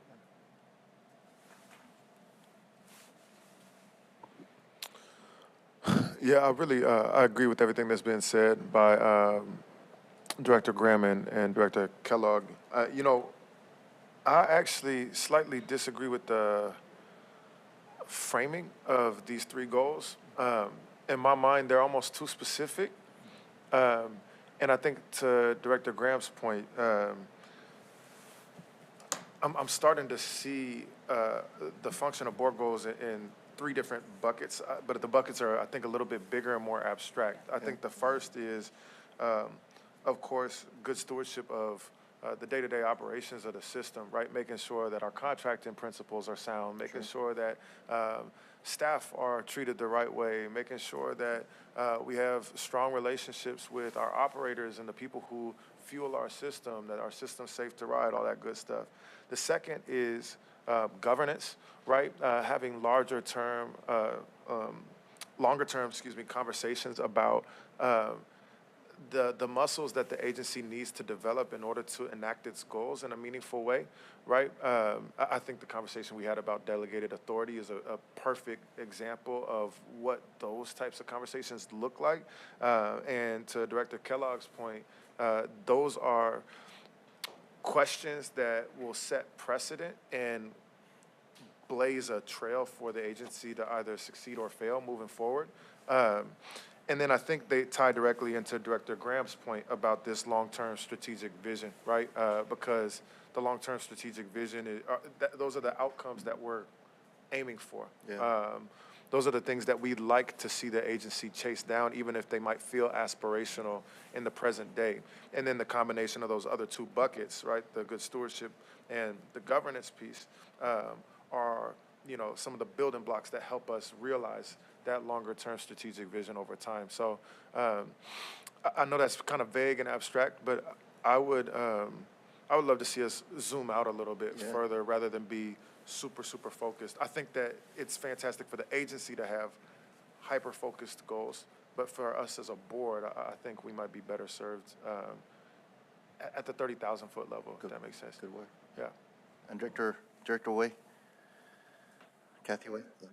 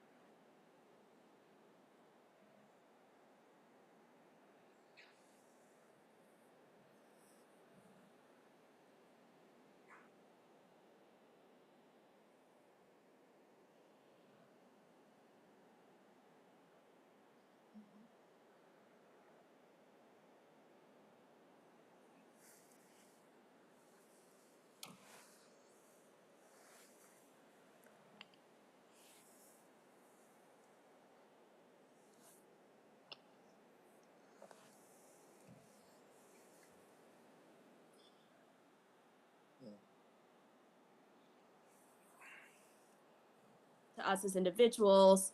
And so, we of course listen to them. We consult with them on some matters that might be pertinent.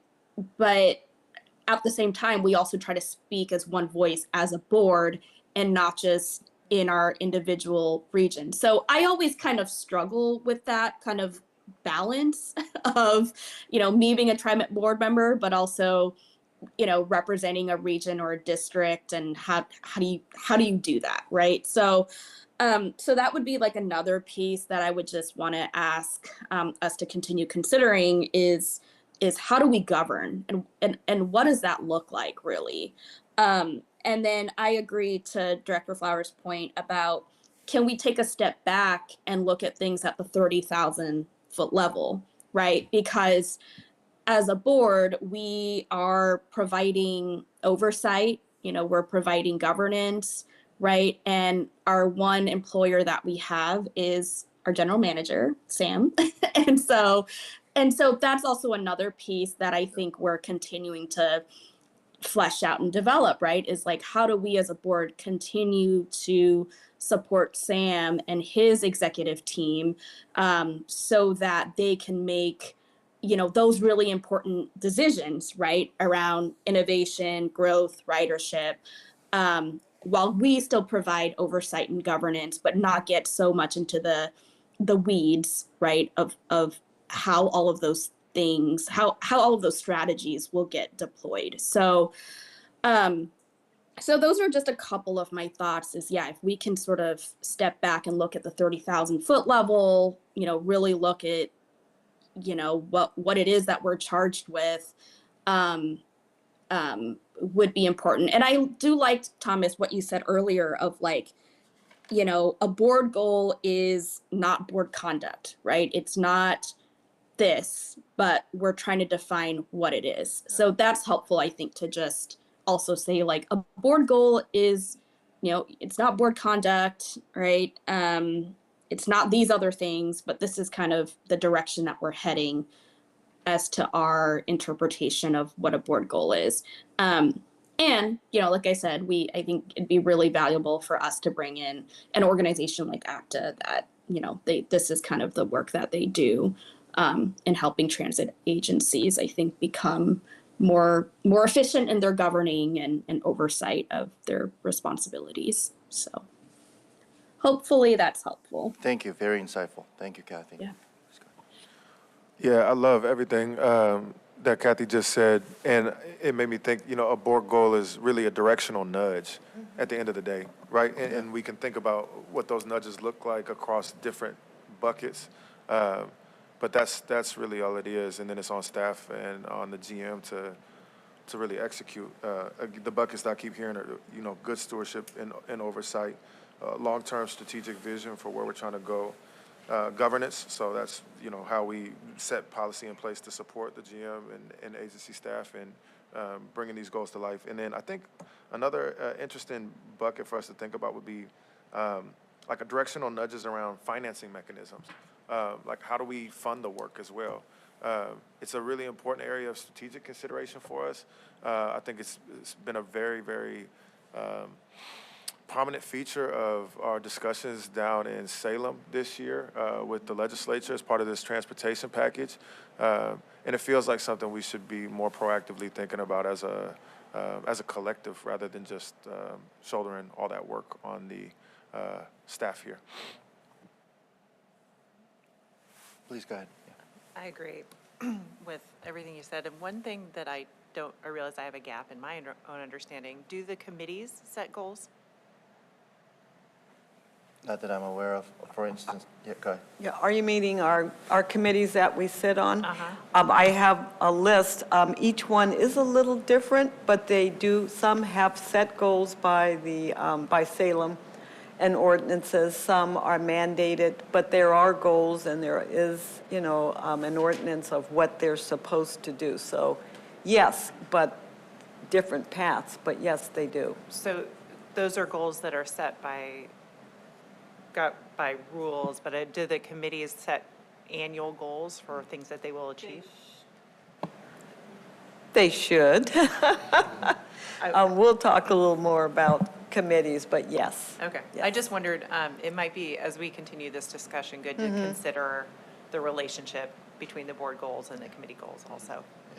Right, and some of the committees have those that chair them that are not part of our agency, like CRASH, which is a different agency. So it's kind of unique. There is a uniqueness to each one, but we can consider their goals because some are they're standardized, and we have to follow the goals set by Salem on what that committee does, like CRASH. Would it, this might be a question for Sam, would it be possible to maybe have all of those goals sort of consolidated in one place so we could see them together? I'm just curious. We You have got them, it. yes. Oh, okay, great. I have the list. Okay, Yes. I don't have it. It is on the board portal, a detailed accountability of TriMet Code 2.35. Look at me, where's Shelley? She left. I can actually quote the standard for each committee, what it does and why it's there. So yes, and it's on. That I've seen. I was Okay. meaning if they have done annual goals. I haven't seen those. Some do, some don't, Oh. yes. We'll get you a collection, to your point. That way we'll get Yeah. out to the full board. Yeah, and that's this one. Yeah, that's a good point, because it's, again, the difference between, Another part. well, the purpose, responsibility of an organization, or job description perhaps as board members, totally different than the, execution operation side versus setting policy and directional nudge, right? But then in order to do those well, what could be some tangible goals? So this conversation will continue, and I took a bunch of notes. I'll take back with President Lewis and discuss further. At any given time, please feel free to add additional comments. We can, as we continue on. So that's all from me. Thank you. Yes, yes. Thank you, Director Kim, and Director Kellogg, and Director Frisbee for taking the lead on some excellent topics. Remember that you can bring topics. Our next retreat, which is a full day for us, is November. So put those thinking hats on, and you don't necessarily have to take the lead, but I highly encourage our board members to step up and take the lead. Stop. But if you add a comment, you will be the lead, right? Right, Robert? Well, I try to pay attention to what is passionate with our board members. And I would like to just, on the tail end of Thomas's topic, is for if Sam would reach out to APTA, we can have a presentation on board goals virtually where they can join us. We pay dearly for our membership with them. And so they have massive amounts of leadership items, and they are transit, experts. They have data. So given the opportunity, both of you, I think all three of you will be attending APTA conference, and you will come away, they're all different, but you will come away with, oh my. They are the premier organization that represents transit across the nation. They are the experts, yeah. Go ahead. Yeah, one thing I'd love to see moving forward as well is, I guess, greater kind of cross-sector representation from an informational perspective in some of our board meetings. One of the things I've been thinking about as we've been talking about a variety of topics today, and we talk about the long-term expansion of our system is, we have to have a stance on housing policy as well, and density, and, and like questions that don't sit neatly within the bucket of transit and public transportation, right? Things that APTA might not be able to answer for us, but that, housing experts at the state level might. So trying to, work with staff to think about other sectors that directly intersect with our work and might be relevant to informing our long-term strategic vision could be helpful, and I would love to see those kind of woven into some of the education that we do as a board moving forward, if at all possible. Okay. Yes, I would say yes. We would follow basically our main path of most of our thoughts and energy flow through the general manager into his staff. So that's where I pick up what's good to bring to the full board. and so that we can have a dialogue. And that's, try to look, so I was always like everybody I could see to participate in those discussions. But when you have your one-to-ones with Sam, just let it all out. And say, that's Sam. Okay. Okay, we're going to wrap up. I did have a couple of announcements. When you are in attendance with the with APTA, when you do go to a conference, remember that you are required, we're on public dollars, to bring a report back for the board, so don't be surprised if you're on the agenda to give a report when you attend one of the conferences. Committees. Do take, Sam is going to gather information, but everything, detail, history, past notes, minutes are on the portal of all the committees. And if you wish to change the committee you on, have an interest for another, this is the time. I did kind of announce that last time. We will have some shuffles, as you know, possibly. Kathy has, we talked about this, Kathy has 1 year remaining on her term, so she can't serve on F&A. And so part of talking with Shelley is to remind the board our slate will come in June. If you are interested in president, vice president, secretary, and treasurer,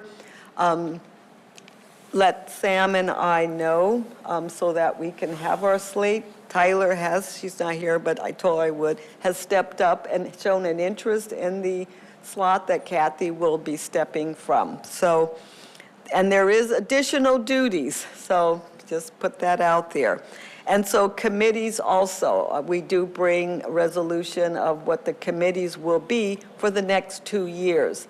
Some of you, like myself, some of you are filling in ending terms like Kat, and you stepped on Thomas's committee because he had to rotate to F&A. So 2-year commitments.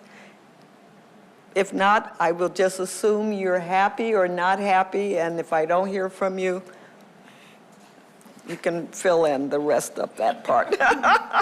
Okay, committees, reports, and then the slate for June, that is coming. I turn it over now to the general manager to close us out. Okay. I pushed the wrong button there. I think we've achieved a lot today, Yes. and impressed by Team TriMet that brought things forward. Want to say thank you, and I'm incredibly grateful to the board here. A couple of things I do want to follow up just to address is that we will be bringing you our budget for FY26 at next month's board meeting for adoption. The second point is on the safety and security update. I've noted that you want some presentations at the board from Andrew, so we'll have them ready to include the 82nd Avenue build-out that we're looking at. Wanted to make sure that Shelley Devine and Kim Sewell, they'll be the point for any GM performance evaluation. I will not be included in those conversations there. I've got notes to look at bringing options back on the delegated authority increase. So we'll have Jeff, Nancy, Shelley, and I will sit down and have conversations that come back with you. Really was encouraged about the ridership discussion. It opened my eyes up on some things as well. I think that JC is putting together a marketing plan right now on multiple lines on how we're going to go out and market those lines to get more people to ride the system. And I was very encouraged about this conversation around board goals. So I will reach out to APTA, which is our Association for Transportation, but also a cross-sector of other groups out there to bring information back to the board there. I want to say it takes leadership from the group at all levels of TriMet, but to ensure success at our organization. And I just want to thank you again for being here. Welcome back, Director Flowers, from your vacation. And with that, I'll turn it back to you, President. President. Any last comments, thoughts from board members? It's a wonderful retreat. Thank you. Thank you. For all your work putting this together. Oh, thank you. Let's go play outside.